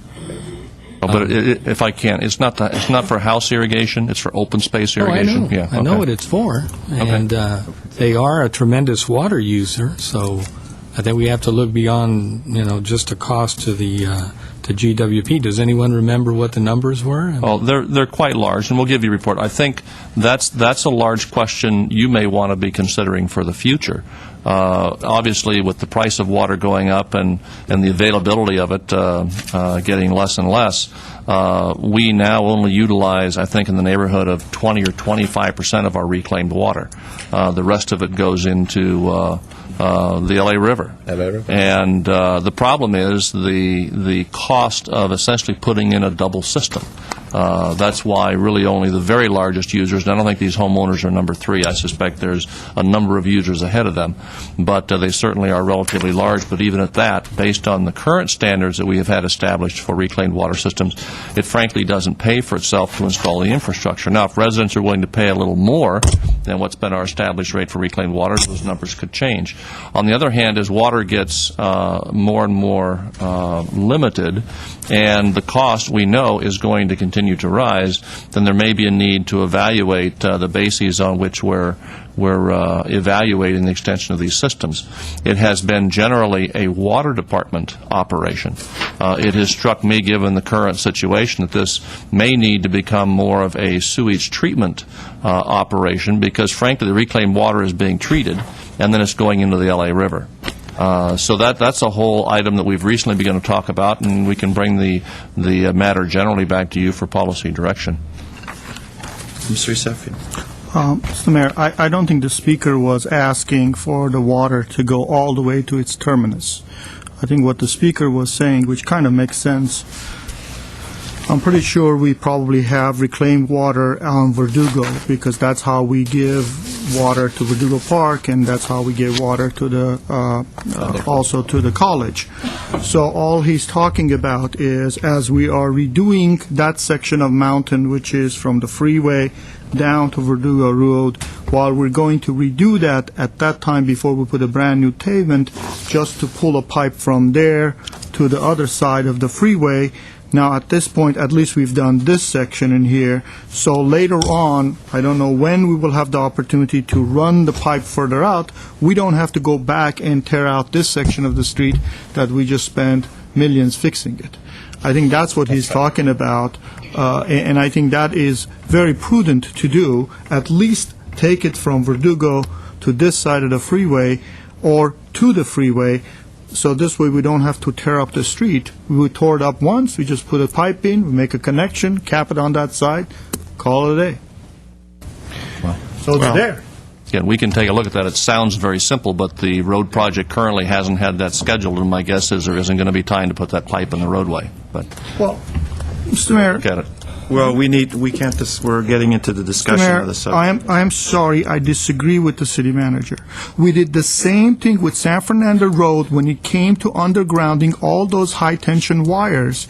And after we spent over $2.7 million repaving San Fernando Road, then they came and said, you know what, we should have undergrounded those. Well, what's the cost of that? It would have been $800,000, but we never did it. We should have done it. After fact? We will take a look at it, Mr. Maybe Mayor. we can put this in our CIP discussions. I doubt that. What's the cost on that section? At least. Well, again, if you, Mr. Mayor, have a if you chance to discuss it. put it in the CIP, you are definitely going to lose the window on the street, because we have to have the street done in time for the college to be open when school starts. What's your suggestion? I'm suggesting we'll take a look at it. I don't know what the answer is. If it makes sense, if it's not a big project, if it isn't going to hold up the street, then we could maybe try and get it done. But I don't know what the implications are at this sitting. All I know is we're trying to get that street open in time for the school year to start. Okay. All right. The next speaker is Anush Navart. 3 minutes. Good evening. Hello, Mayor Najarian and council members. My name is Anush Navart. I'm an Armenian-American actress. You might have seen me in Must Love Dogs or Little Armenia last year at the Fountain Theater. Anyway, it's a pleasure to be here. I'm here to announce the ADA, Armenian Dramatic Arts Alliance, award ceremony on Sunday, the 19th of August at the Stars Palace. And it begins at 8 o'clock in the evening. Red carpet is at 6:30. We would love to see you there. It's honoring various members of the Armenian Dramatic Arts Alliance community, actors and actresses. We also have hot off the press. There are going to be excerpted readings of Berj Zeytunjan's play, Born and Died, which is actually, they're having a play reading series at the Fountain Theater, even as we speak, actually, and I'm in one tomorrow. And Born and Died is one of Berj's pieces, and there's going to be an encore performance performed by KTLA's fashion guy, Lawrence Zarian, and his twin brother, model actor Gregory Zarian. So that's the main reason I'm here. I thought that those of you who are watching who are not here today might not know anything about ADA. It's a newly established tax-exempt organization, and it stands for the Armenian Dramatic Arts Alliance, as I mentioned, and their mission is to project the Armenian voice onto the world stage through the dramatic arts in theater and film. It is time for our voices and our stories to be told, our voices to be heard. And they have a website which is very helpful. Tickets for this event on Sunday can be ordered from the website, and it's www.armeniandrama.org, ARMENIAN, drama, DRAMA.org, and you can also go online and you'll find digitized oral histories of the genocide, which are so important for many people to hear and to recognize that we are actually connected to the world community. I also wanted to say that it's a very important first event for us. We have ADA, which is the acronym for the Alliance. ADA actually established two $10,000 writing grants. One was called the Paul Screenwriting Award, and that award is actually going to be given Sunday evening. It's a very auspicious evening. And we had the judges for the Paul Award are members of the committee were Oscar-winning writer Steven Zalian, Emmy Award-winning actor Michael Gurjan, Anahid Nazarian, producer for Francis Ford Coppola, and artistic director for the Fountain Theater, Simon Levy. I think we're actually going to start calling Simon Levyan, because he has been so supportive of the Armenian Dramatic Arts Alliance, and he and his staff have been an amazing group of people. So my 3 minutes is up. Thank you for listening, and have a good evening. Yes? What time? It starts at 8 o'clock in the evening, and And I'm happy to give a phone number as well, 617-871-6764. That's 671-871-6764. It's in Cambridge, Massachusetts, which is where ADA is actually based. They do performances in Los Angeles, Boston, New York, and major cities around the world. So anyway, I don't want to take up more of your time. Thank you very much. It's my pleasure. Have a good evening. Lenore Solis.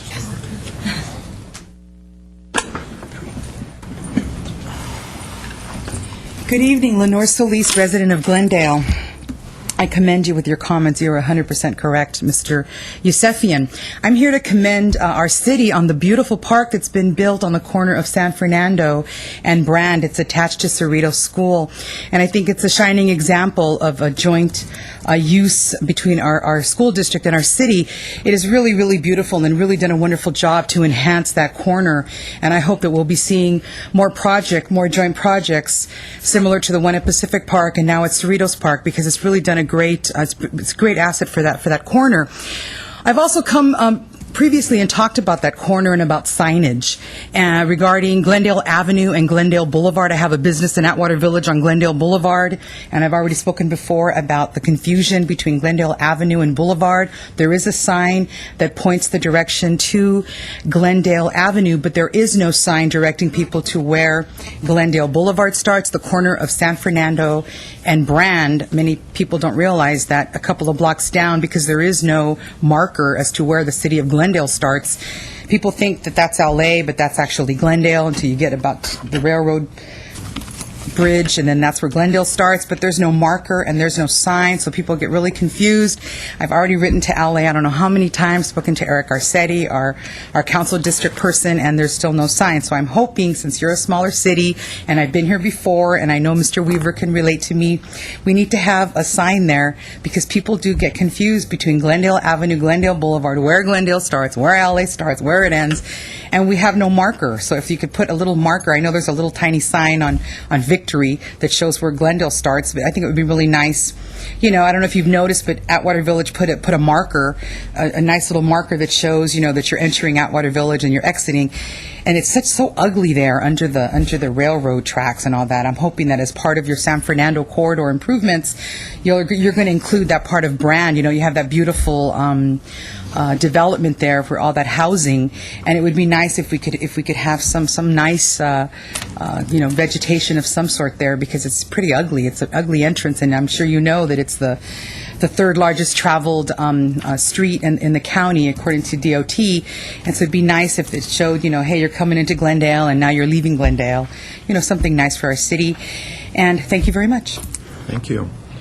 Mr. Quintero. Yeah, the speaker's absolutely right. I think we should try to do something as part of the redevelopment zone. Maybe we can use redevelopment money. I'll certainly look into it and see what we can do. Thank you. Mr. Kasakian, 1 minute. I actually am going to be a Leon Mayor this evening and tell you about the Friends of the Glendale Public Library event. Let me just set the timer for it's going to be less than a minute. It is all about Armenia with Sylvia Manukian and Kay Muradian. It's Wednesday, August 15th at 7 p.m., Glendale Public Library Auditorium. That's on the corner of Harvard and Louise, and it's a free event sponsored by the Friends of the Glendale Public Library.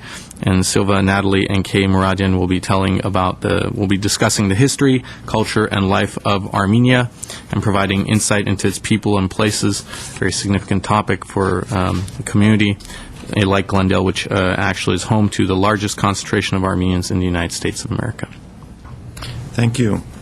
Now we're moving to the 5-minute category of speakers, of which everyone is entitled to join. 5 minutes is your right under our charter code. 5 minutes for Dr. Richard Espiritu.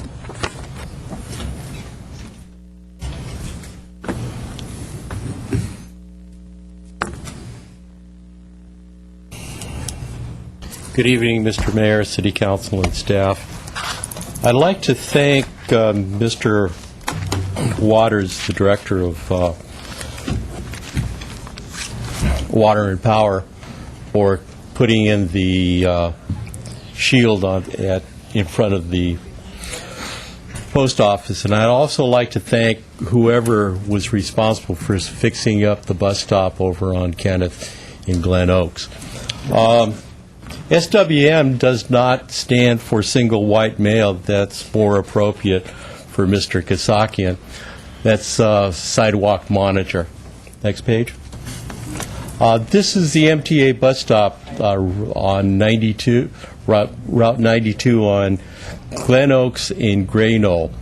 If you notice that particular stop right there is bounded by grass on both sides. I don't know how a person in a walker or a wheelchair can get onto that onto a bus. Next picture. This is at the bus stop, Route 5 on Pacific and Dryden. There's a pharmacy, a medical building, and optometrists who dispense eyeglasses. This is the wheel well right in front of the optometrist with a 4-inch dip. This is the medical building at 372 West Arden. Very interesting. That's about a 3-inch raise.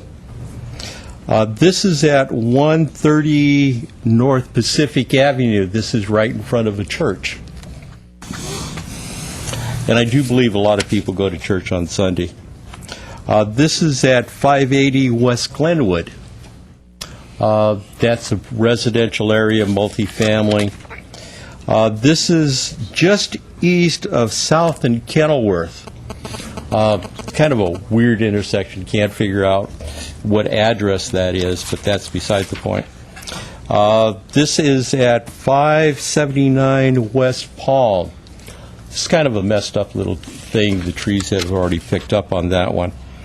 And this is at 537 West Palm. This concludes my PowerPoint presentation for this evening, but I'd like to make a couple of comments. Last week there was an article in the Glendale News Press written by a former council member. I'd like to ask Mr. Howard a question. Could you please show me where in the city charter it says that PowerPoint presentations are only available to staff? I'd also like to make a comment that when the city council and department heads decide to go into the streets, then I will stop bringing the streets to the city council, which I have been doing. My final comment is, if a person is elected to the city council, if he or she spends the time to read the lengthy staff reports that are produced by the staff for the meetings on Tuesday, and if he or she asks the questions to inform the public, to clarify a statement or a position that he or she may have to vote on, then that person has the right, the duty, and the obligation to ask questions. This is my own personal opinion, and if Carl would like to discuss with me, city clerk, the city attorney, police department have my phone numbers. Carl can give me a call. Be more than happy to meet with them at any restaurant. I'll pay for breakfast or lunch, and we'll discuss my particular point of view. I really believe that individuals do have a right to voice their opinion, regardless if they're a member of the city council or a member of the general public. Thank you very much for your time and consideration. Thank you. Kim Beatty, I think, left. Bob Yusefian. No, I want to be last. Keep going. Take those guys out. Let them go. Linda Lalayan. I don't want to be told that I'm taking their time. Okay, my clock is ticking.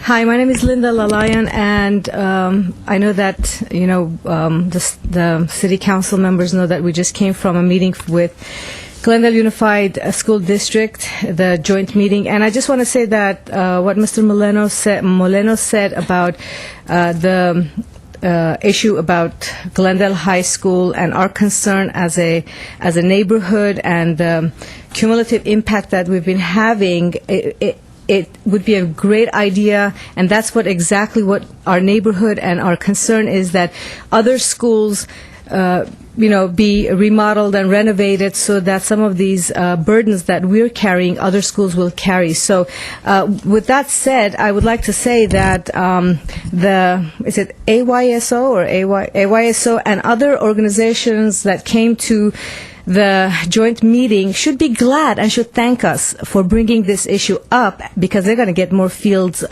for them to play. So we're not your enemies, and you're not our enemies. We do want your children to play. What we're saying is just let's divide the games to other places. As I drove home today, Glendale Glendale High School's entrance, there's a football game which is on the Diamond, and the main gate is closed and everything is parked and traffic is on campus. So I don't know what the school district is doing, but they close their gates, their main gates, so no one can park in their own parking lots. I don't want to spend too much time because I do want to read about, Mr. Weaver, you do need to hear about some of the issues that the CEQA Environmental Impact Guideline, and it is very valid, and it's not out of context, okay? It's the law. CEQA is the environmental impact survey that should be done when something is being, like a school is being remodeled, or the turf is being fixed, or lights are going up. And they are exempt from CEQA. However, there's an exception to the exemptions. Special circumstances can affect exemption status. Thus, it is advisable to consider any project in light of the exceptions. In these situations, the Office of the President recommends that the campus prepare an environmental analysis to verify that an exemption from CEQA is appropriate, or to demonstrate that due to an exception, environmental review is required.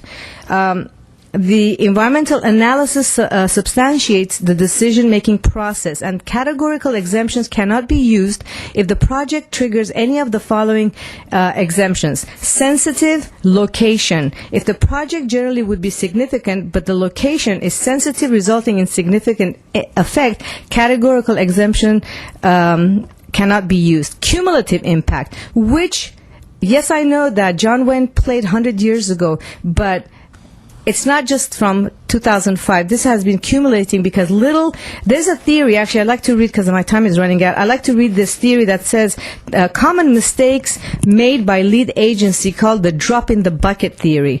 Agencies often conclude that a project would not have significant cumulative impact because they assume that the project's incremental effect is not cumulatively considerable.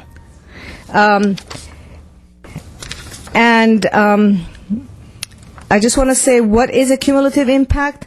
As defined by CEQA, a cumulative impact consists of an impact that is created as a result of the combination of the project evaluated in the environmental document together with other projects causing related impacts. These impacts occur when the incremental impact of the project, when combined with the effects of other past, present, and reasonably foreseeable future projects, are cumulatively considerable. So these issues have started 100 years ago, and they keep accumulating these problems. And when the problem is already there, a little bit more problem is like big deal. It's just a little bit more problem. No one's going to care. But this is just keeps going. And I want to tell you that the tennis course that you're thinking of, fixing at the Glendale High School, that's another cumulative impact. So you keep improving Glendale High School. Put the money in other schools and remodel other schools so this heavy load from this area can be lifted, and other schools can also benefit from the wonderful fields that you help to fix, and I appreciate that. And I think all of the other players and moms and organizations will be happy. Thank you. Margaret Hammond.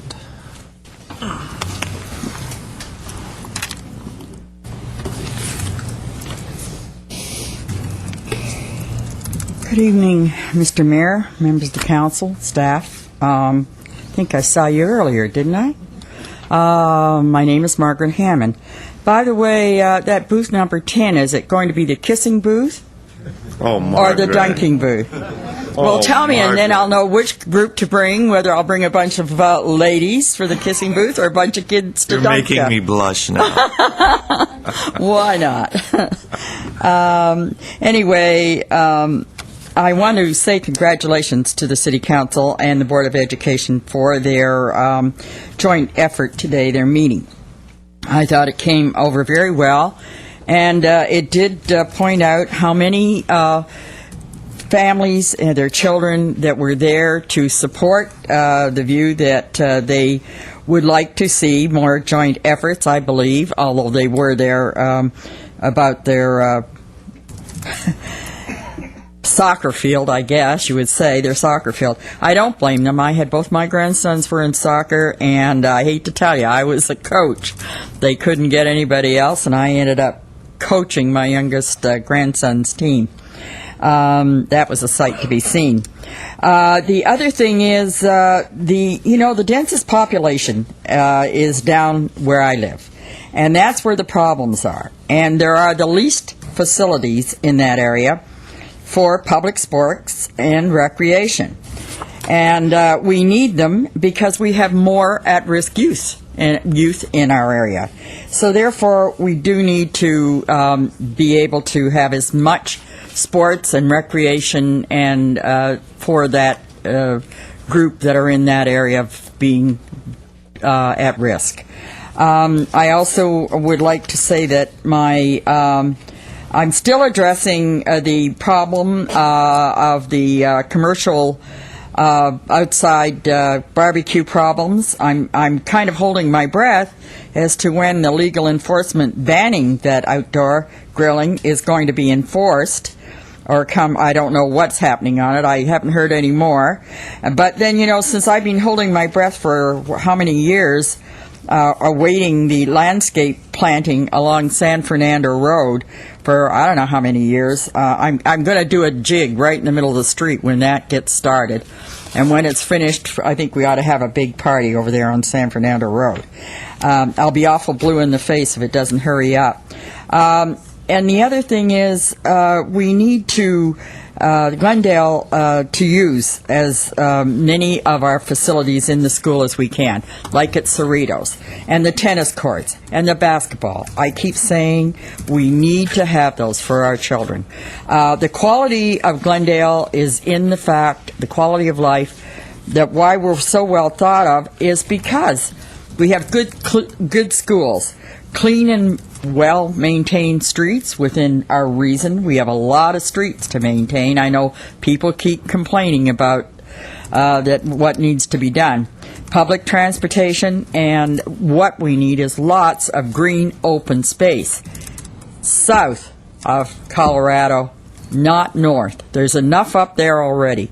You've already put many millions and millions of dollars into buying all that green space up there. We need it down where I am. That's where we have the most people. We need breeding room, breeding space. Thank you. Thank you, Margaret. Next speaker is Armen Javadian.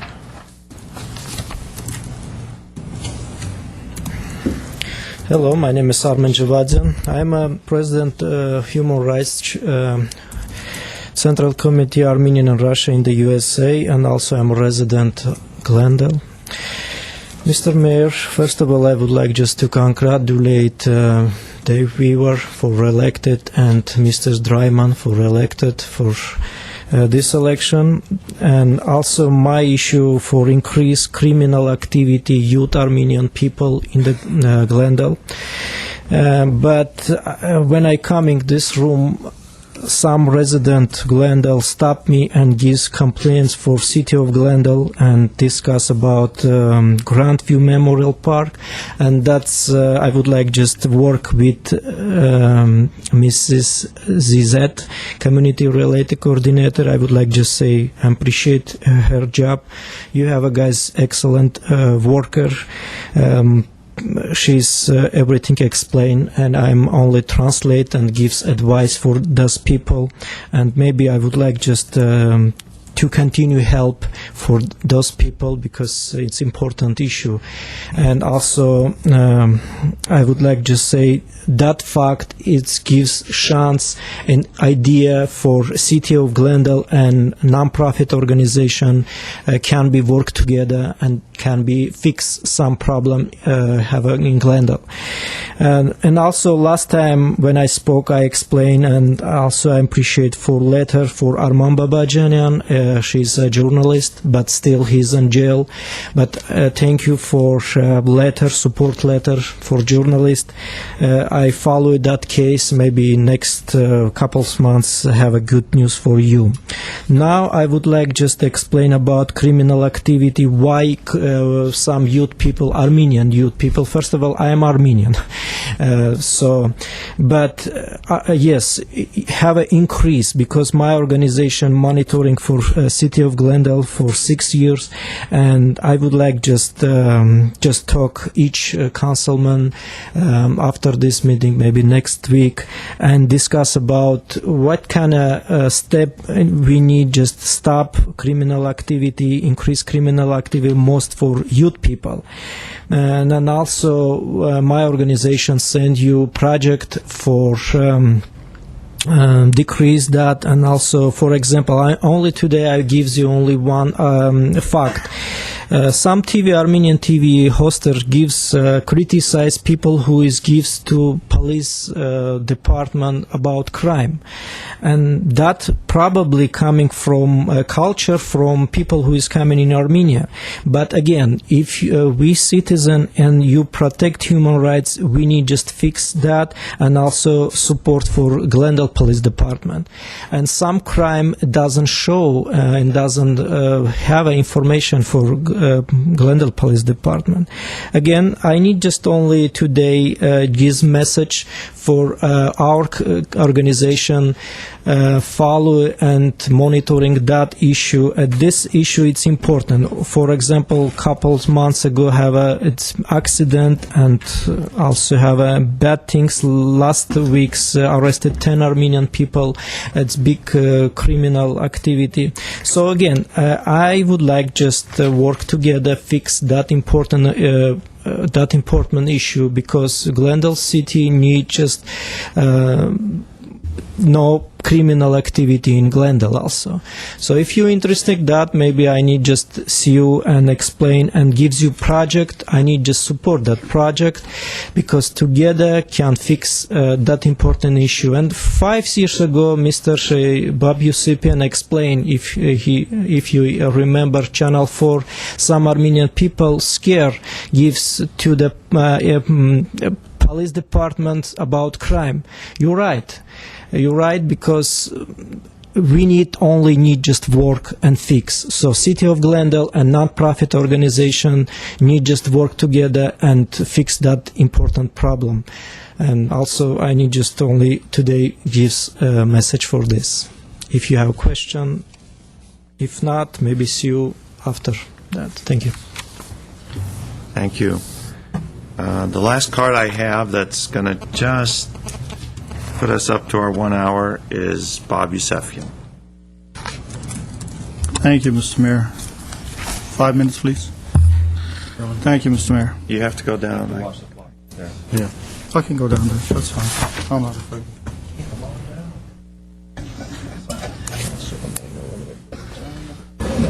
I'm used to this one. Go ahead. Put 5 minutes. Thank you, Mr. Mayor. I'm here today to actually talk about a couple items. I thought it was important that this be told. I had read the article that was written by our former mayor, and let me remind some of our friends and also the former mayor who was complaining about the fact that he had to wait so long to watch the city council on TV. Let me remind him that when he was the mayor and also councilman, he voted against televising. He voted against having the meeting at 6 o'clock. Most of the times, the meetings that I attended with also Mrs. Bazillion and Mrs. Falco, and once in a while Margaret used to show up, was at 2 o'clock. Meeting was over at 4, and that was it. You were done, and they went. We also need to remember there were times that this was before Brown Act rules were in. They would meet in the behind closed doors. They would decide what the issues are going to be. They came out there and they put a nice little show and they went home. They didn't break any law because that wasn't the law at the time, and they were able to do that. So I thought it was very refreshing when I saw Barry Allen put this time schedule on. The times, and I'd like to read this, as of 2/6. This is when we concluded. It does not say when we started. In some cases, we start at 6:15 and 6 o'clock. 10:14, 7:17, 7:05, 6:50, 9:50, 6:30, 10:07, 9:55, 6:56, 7:50, 8:43, 8:53, 10:45, 11:16, 10:30. Canceled meeting, so we did 2 meetings the following week, and he went till 10:45, 9:27, 10:54, 9:45, 11:30, canceled meeting, 2 meetings, and a hearing on burnt goes to 2 a.m. in the morning. Next week, 11:13, 11:12, 11:10, and of course last week was 7:20, and my wife thought there was something wrong because it was over before she knew anything happened. I think I take great offense to people who used to serve this community to turn around and tell that the community doesn't have a right to come to this dais. They have a right to come to this dais. I have been in here before I was a council member. That's what democracy is all about. Now, the mayor has a latitude to move agenda items around. If he feels there are people who would like to speak on agenda item that is on the council dais, he can move things around. I did that when I was mayor, and Mr. Weaver did that when he was mayor. I think Mr. Quintero did that once in a while, and previous mayors have done that. But to say that people don't have a right to come in here and just rant and rave, and one gentleman who has had a problem because he didn't get to speak for 2 weeks, and he's upset. You know how many times I stayed here till 2 o'clock in the morning, sometimes to speak before I was in council? Many times. If something is really important to you, you come. When it was at 2 o'clock, I left my business and came down here because it was important to me. So that's one item. Have a minute. This is a council issue. In June actually, we gave direction to staff to do something about the cemetery. I got several calls on Friday. I was very upset as I drove to the cemetery and I looked at it. Short of Vincent Pride and the cobwebs, that cemetery is ready for Halloween. It is in horrible shape. The question was asked, why hasn't any of those trees been watered? The staff gave me every reason under the sun to tell me why they couldn't do it. I said, put it in tending trucks, which our fire chief says there's 2 of them. Drive it around, water it by a hose. Well, that can't be done. There's not enough fire pressure. You drive there's a fire hydrant on the middle of the block. Open the fire hydrant, put a hose through, and have a bunch of guys go out there and water the trees. Do we need an assessment to know why trees are dying? Let me tell you something. Ask a 3-year-old. He'll tell you. No water, tree dies. It's that simple. I don't need an assessment. So that's what really bothers me, that sometimes staff puts us in a very awkward position. Thank you, Mr. Mayor. Thank you.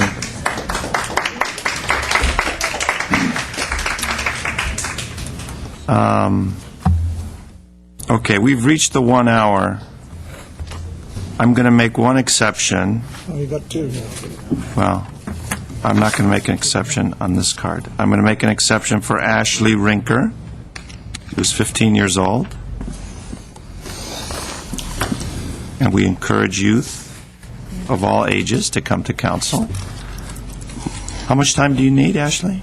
Not even like 2 minutes? We'll give you 3. Okay, thank you. Good evening to all of you. My name is Ashley and I am 15 and I have been in AYSO since I was 5. I understand that you have heard it all from adults, but I think that the kids should be heard also, and I am one to step up. Since I started playing, I've always been looking forward to my practices because then that leads to games, which I love to play. As an AYSO player, we've always been taught to respect where we play because we don't have a lot of fields of our own to play on. We understand the fact of noise, trash, and traffic, but there can be solutions to those problems, except probably the noise, which is kind of hard to solve. But a few suggestions could be that police officers can patrol outside instead of inside. Volunteers can also help out on picking up more trash outside than inside. If you move to or live in this community, don't you think you would want to help out more? Why would you take something that is really important to kids away when it is helping them with other skills in life and also keeping them busy from not getting into trouble and helping them keep healthy? Sports has been a huge impact on my life as well as thousands of other kids. Please don't take this field away from us or others. Thank you. Thank you, Ashley. Well, yeah, let's make sure we set the record straight. As I mentioned earlier at the school district meeting, I don't think anyone on the city council talked about taking any fields away from AYSO or any of the other youth organizations. Quite the contrary.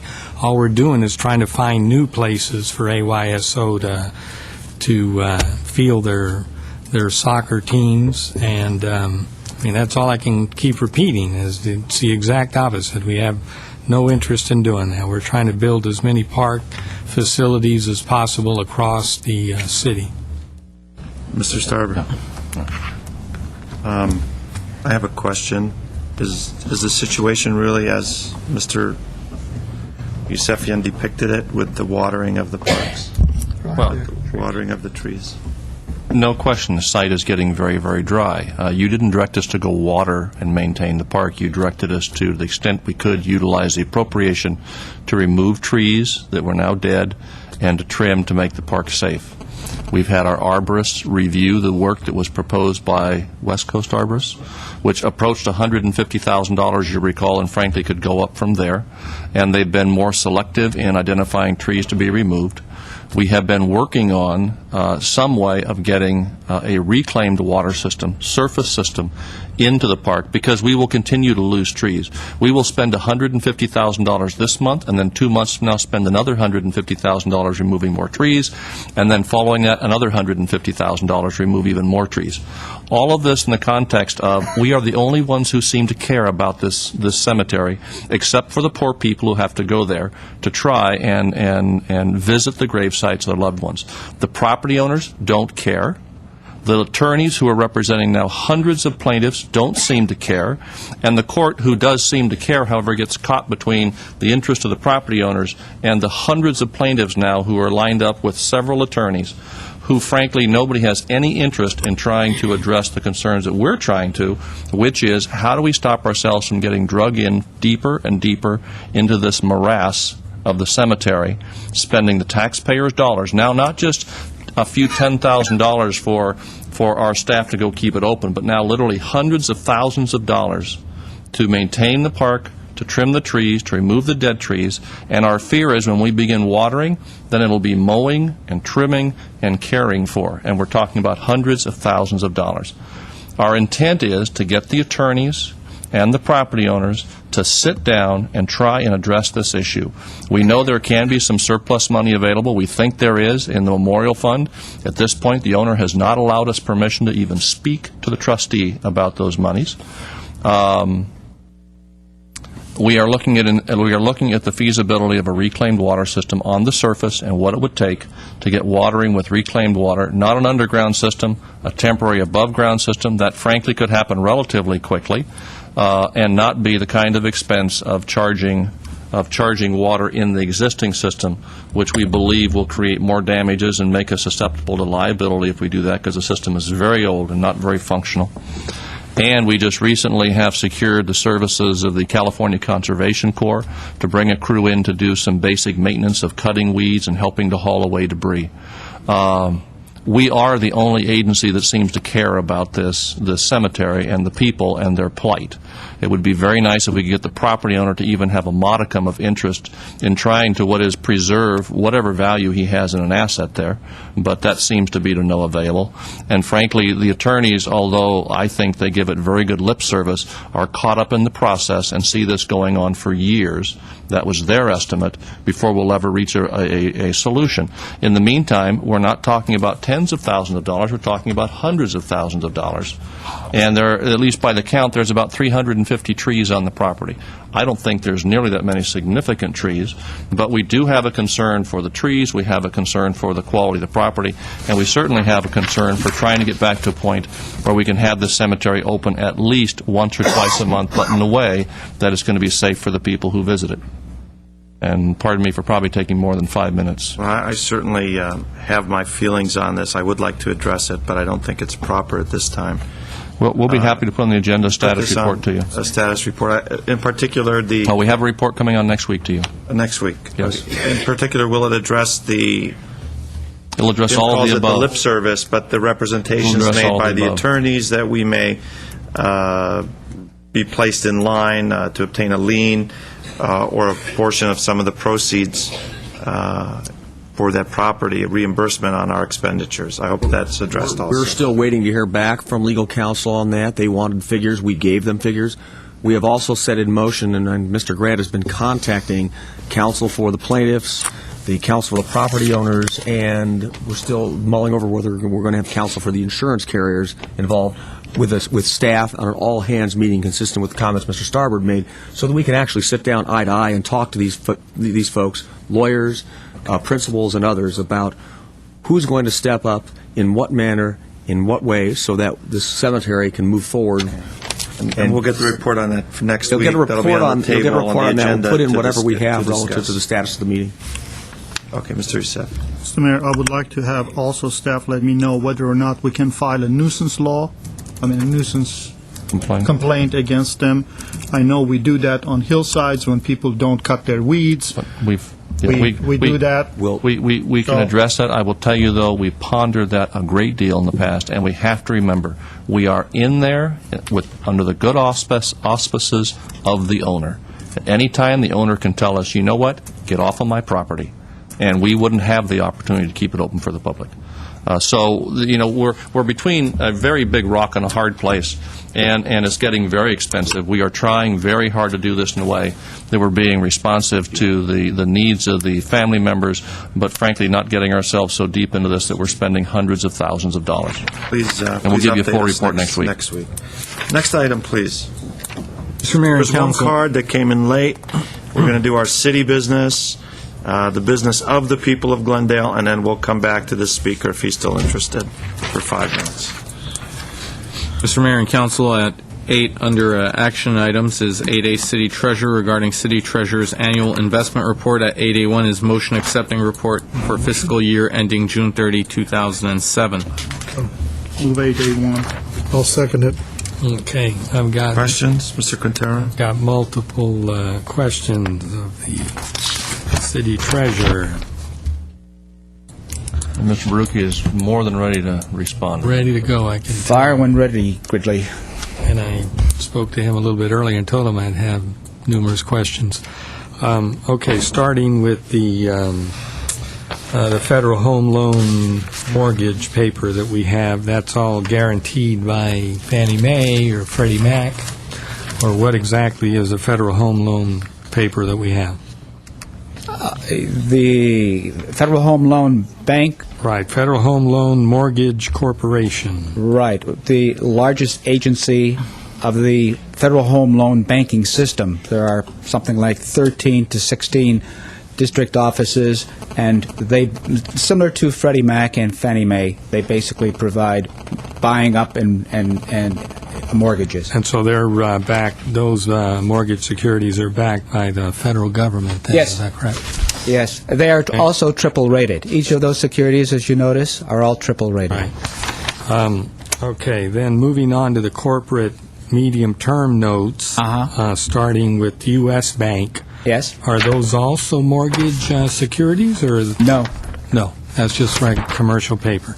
How about- No. Those are not commercial paper. Those are term notes. Those are corporate notes. Okay. Commercial paper would be a short-term instrument. These are longer-term instruments. Okay. We can buy corporate notes from 1 to 5 years, as we can the home loan agencies and the Fannie Mae agencies and the Freddie Mac. Okay, and then the Citigroup funding, we've got commercial paper there. I think, is that commercial paper? Yeah, Okay, it's under that category. Those are not mortgage-backed securities that's either. correct.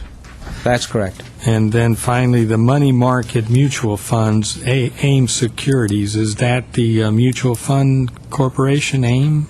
Yes, it's part of an American Investment. Well, it's really Invesco. One of theirs. Invesco, similar to a house of funds like as you would have for Federated or Fidelity or Vanguard. Okay. And then going back to U.S. Bank. Yes. U.S. Bank, it's a commercial bank? Yes. Okay. Yes. U.S. All right. Those are all the Banking questions. Corporation. Right. Did Right. he pass? Yeah, because anything with mortgage other than the federal government guaranteeing those mortgages, anything else is... Yeah. Please note that our portfolio is primarily AAA rated on our longer-term securities, U.S. Treasuries, the federal agencies, the Fannie Mae's, the Freddie Mac's, the home loan agencies that you were referencing, they're all AAA rated, and for the time being, guaranteed by the U.S. Treasury. There's this constant turf issue as to whether or not the agencies should enjoy the Treasury rating. But that's been going on for as long as I've been city treasurer. Yeah, and unfortunately, the rating agencies themselves, Moody or whoever it is, they put AAA on an awful lot of other paper floating around the world, and it didn't quite work out to be AAA. But in this case, obviously, it's a different category. Yeah, these are government-sponsored agencies. We have no difficulty with the comfort level in those. Now, you must be referencing what happened that you read in the paper today or you heard on the news about a money market mutual fund that got in trouble.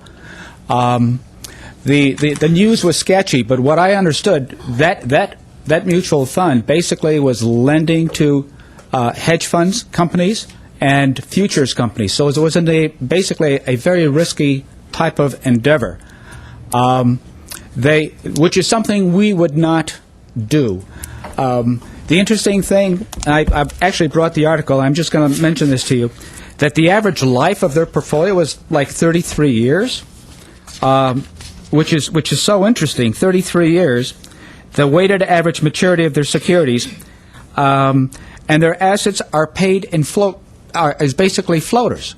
And what that means is the bond debt that they hold, it pays a floating interest rate, which is basically key to the marketplace. So you can see it's a very, very speculative type of program, and it has $1.6 billion in it, but I think it only is a boutique or a specialty type of mutual fund, something we would not be ever putting our money in. The AIM money market mutual fund that may be behind your questions is $6 billion. The Invesco family has over $600 billion under its umbrella.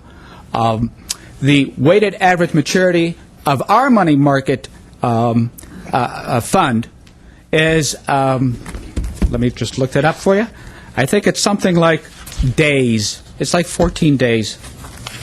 So there really isn't a comparison between when you see in the paper a mutual fund getting in trouble, it doesn't mean that all mutual funds are in trouble. Right. Well, my question just generally had to do with whether they were mortgage-backed securities or not. Yeah. That's it. No. And I have a question, Mr. Baruchi. We have An inverted yield curve? No. No, thank you. Much simpler. We have 483-some million Yes. in our portfolio. Yes.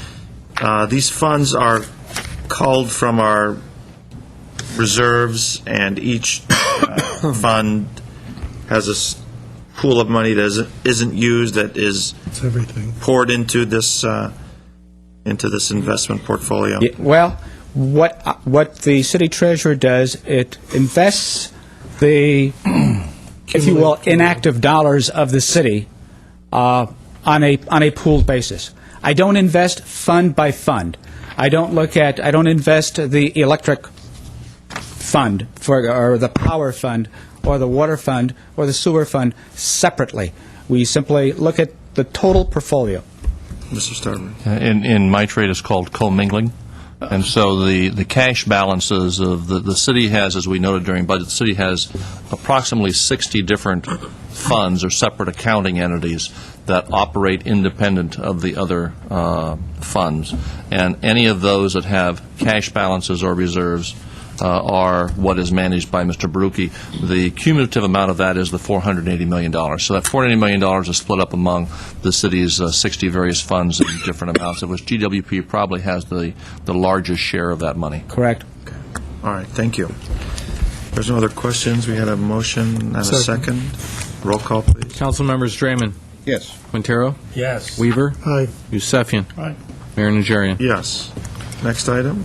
At 8B is City Treasurer regarding city investment policy for fiscal year 2007, 2008, and at B1 is resolution adopting the investment policy. Mr. Weaver.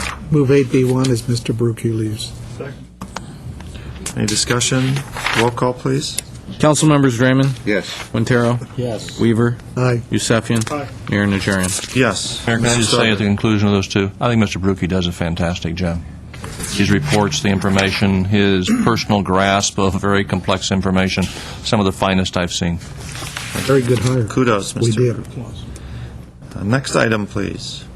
At 9, which is hearings, 9A is Director of Planning, continued from 5/15/2007 regarding appeal of standards variance case number PVAR 2006-020 and parking reduction permit case number PPR 2006-003 located at 118 Carr Drive. At 9A1 is motion remanding the case to the zoning administrator for a rehearing and further consideration of newly submitted information, documentation, and proposed changes to the project. This is a public hearing. I'd like to open the public hearing to see if there's any requests to speak. There are none. I will close the public hearing. Mr. Weaver. Move 9A1. Mr. Yusefian. Mayor. I've read the whole report, and in my humble opinion, I do not think that there is anything exceptional about this project to be remanded. I think the only thing that is in here, basically the applicant is saying that I will put two apartments together, and that will reduce that. The problem with that is if he's going to put two apartments together, then there's no reason for a variance. My worry is he puts two apartments together and then later on he separates them, so you're back to square one. So if we deny the variance, then we don't have a problem if he is putting two of them together, right? Why is there even a hearing? If he's putting two of them together, he doesn't need a variance. Howard. Mr. Why Mayor, is there members even of a hearing? council, originally, his plan was not to bring two together, and if you recall, there was another unit. Right. The variance was for an additional unit, which... In the basement. In the basement, that's correct. And one of the questions that it came up and that they raised was that this unit was pre-existing, in which case it's grandfathered. It doesn't need, you don't need a variance for the use because it was already a pre-existing use. There was some question about that at the last hearing. Since, from what I understand in discussing this with the planning department, since that last hearing, the individual has discussed the matter with the zoning administrator, including presenting the zoning administrator with documents to reflect that, in fact, perhaps that unit did pre-exist and is not essentially a legal non-conforming use, in which case you would be right. They would not need a variance, and if they combine the other two, would not need the parking reduction permit. It's probably appropriate to remand it to the zoning administrator, at least on the latter issue regarding the parking reduction permit, because the zoning administrator can take that on the remand and make a determination that she may not grant a parking reduction permit, but she may grant the parking reduction permit and note that the units are going to be combined and must maintain that combination. Otherwise, they lose the parking reduction permit, and you have a record of that. So there's some benefit to doing it that way. My question is, if there is the number of units are staying the same because he's putting 2 units together, and originally the variance was for this room in the basement that did not have a parking for it. So, by putting 2 units together, the number of units is constant. It doesn't matter where the unit itself is located, the number of units are constant, which is the same number existed before he applied for a variance, and the same number of parking spaces are codified because it's legal nonconforming at that point. So if that's the case, why even grant a variance? They may not need one. That's one of the points I think they're trying to make, is let the zoning administrator make that determination. Rather than have that being thrashed out the city council meeting, the property owners agreed to allow it to be remanded back to the zoning administrator so she could consider all that and determine, you know something, you're right, the documents reflect that it's pre-existing, so you don't need a variance. And if you do this, this, and this, whatever the conditions are, to combine 2 units and ensure that you're right, that they just don't slap up a piece of drywall and then knock it down someday, that they don't need a parking reduction permit as well. But the recommendation of staff is, because we don't have all that information that was, I know the information was presented to the zoning administrator. I think the zoning administrator needs an opportunity to go through that information, see if she needs more documentation to ultimately make that determination, rather than thrash it out here at the city council. There's a good chance that when that occurs, you'll never see it again, the matter will be resolved. And you consider that to be a significant amount of change that requires a remand? It doesn't require a remand, but it meets the test for a remand. It does meet the test. Yeah, it meets the test, and I noted that in the motion that was prepared, that it's significant new evidence, because if the zoning administrator finds that it's correct and accurate, in fact, you're correct, it will not need a variance, and that is somewhat significant. And I will second that with those explanations. I still feel uncomfortable about this whole thing, but I'll second it, hoping that the zoning administrator will make the right decision. We always do. There's no further discussion. Roll call, please. Council members: Draymond. Yes. Quintero. Yes. Weaver. Aye. Yusefian. Aye. Mayor Najarian. Yes. We are going to resume with oral communications. Motion, you know. I'm sorry. We do have a motion. And then we'll come to that. There's just one card. No, that's... Sergio Lalayan. Thank you for waiting.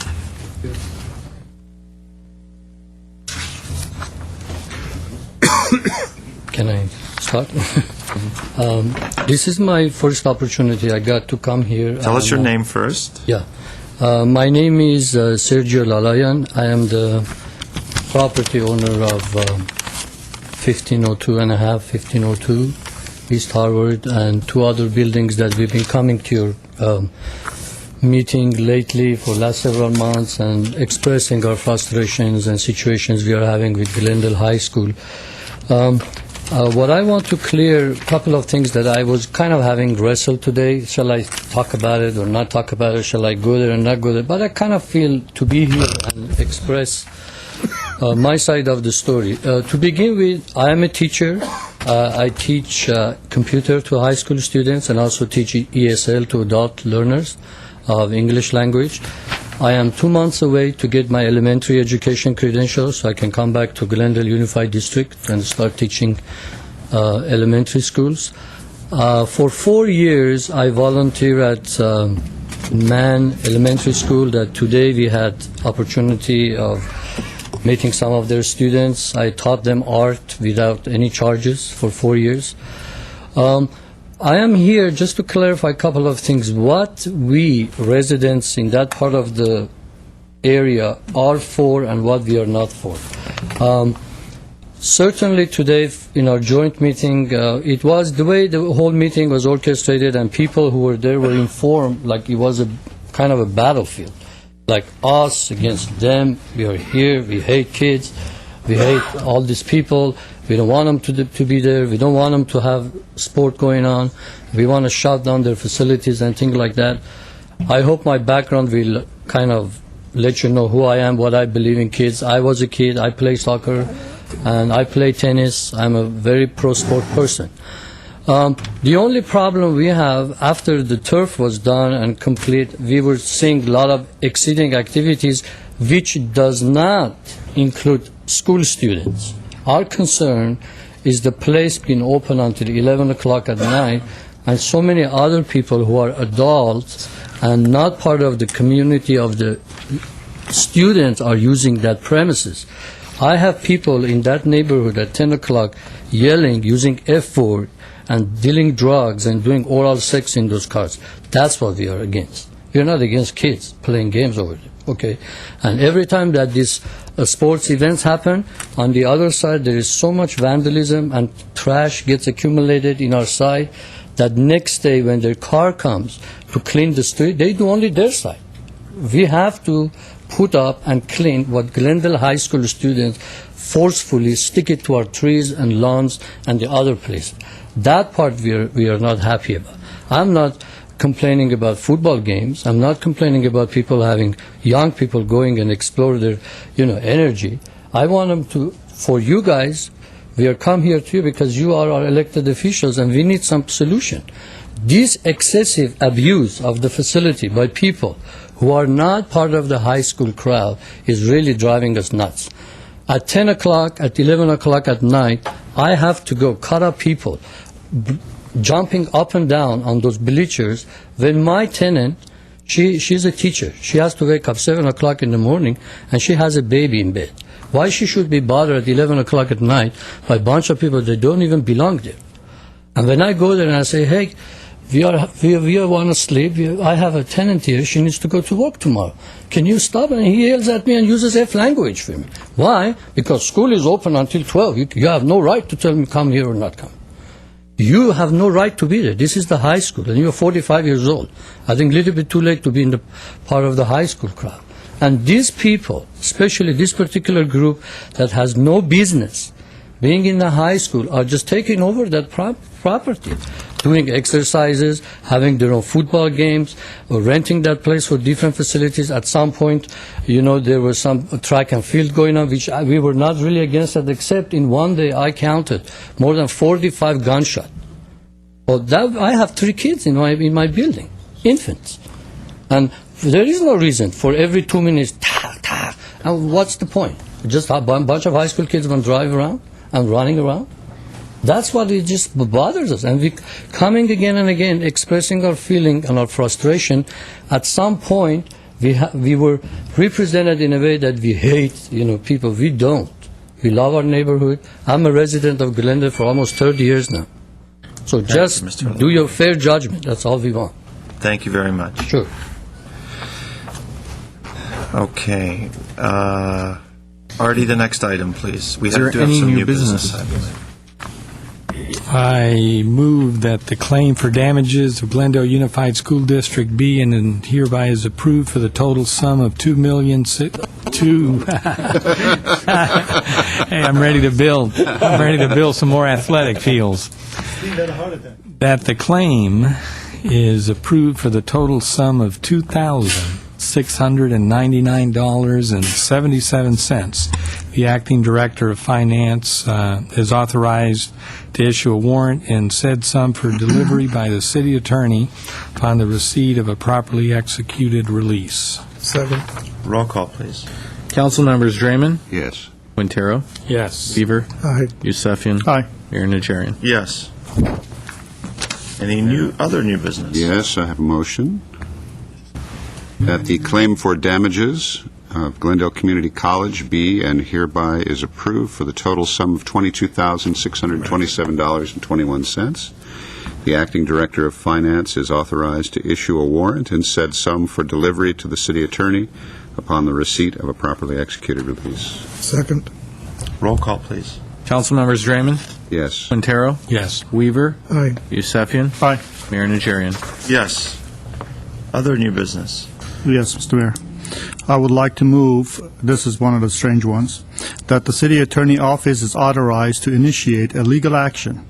The action, the respondent, and all other particulars shall once formally commenced be disclosed to any person upon inquiry, unless to do so would jeopardize the agency's ability to effectuate service of process on one or more unserved parties. See Government Code Section 54957.1, parenthesis A, parenthesis closed, parenthesis open 2, parenthesis closed, dot. Mr. Weaver, You need a second? is there a second on that? I'll second it. Discussion, Mr. Weaver. Yeah, I'll be voting no on this. And I said, I want it to be understood that I fully believe the chief of police and the staff made the correct decision on imposing stringent discipline. It is only the legal action that's been voted, or is going to be voted on here tonight for the city, with which I disagree. Once the action is filed, I may have something more to say. Okay, any other comments on that? Mr. Secretary? I do concur with my colleague. I think it's important as we go through this process to make it very clear that it is very important for us to send a message that our police chief, our city departments, our hearing officer did an exemplary job of applying the right discipline, and send a message that this council in the past has sent very clearly of no tolerance for this type of behavior. Nevertheless,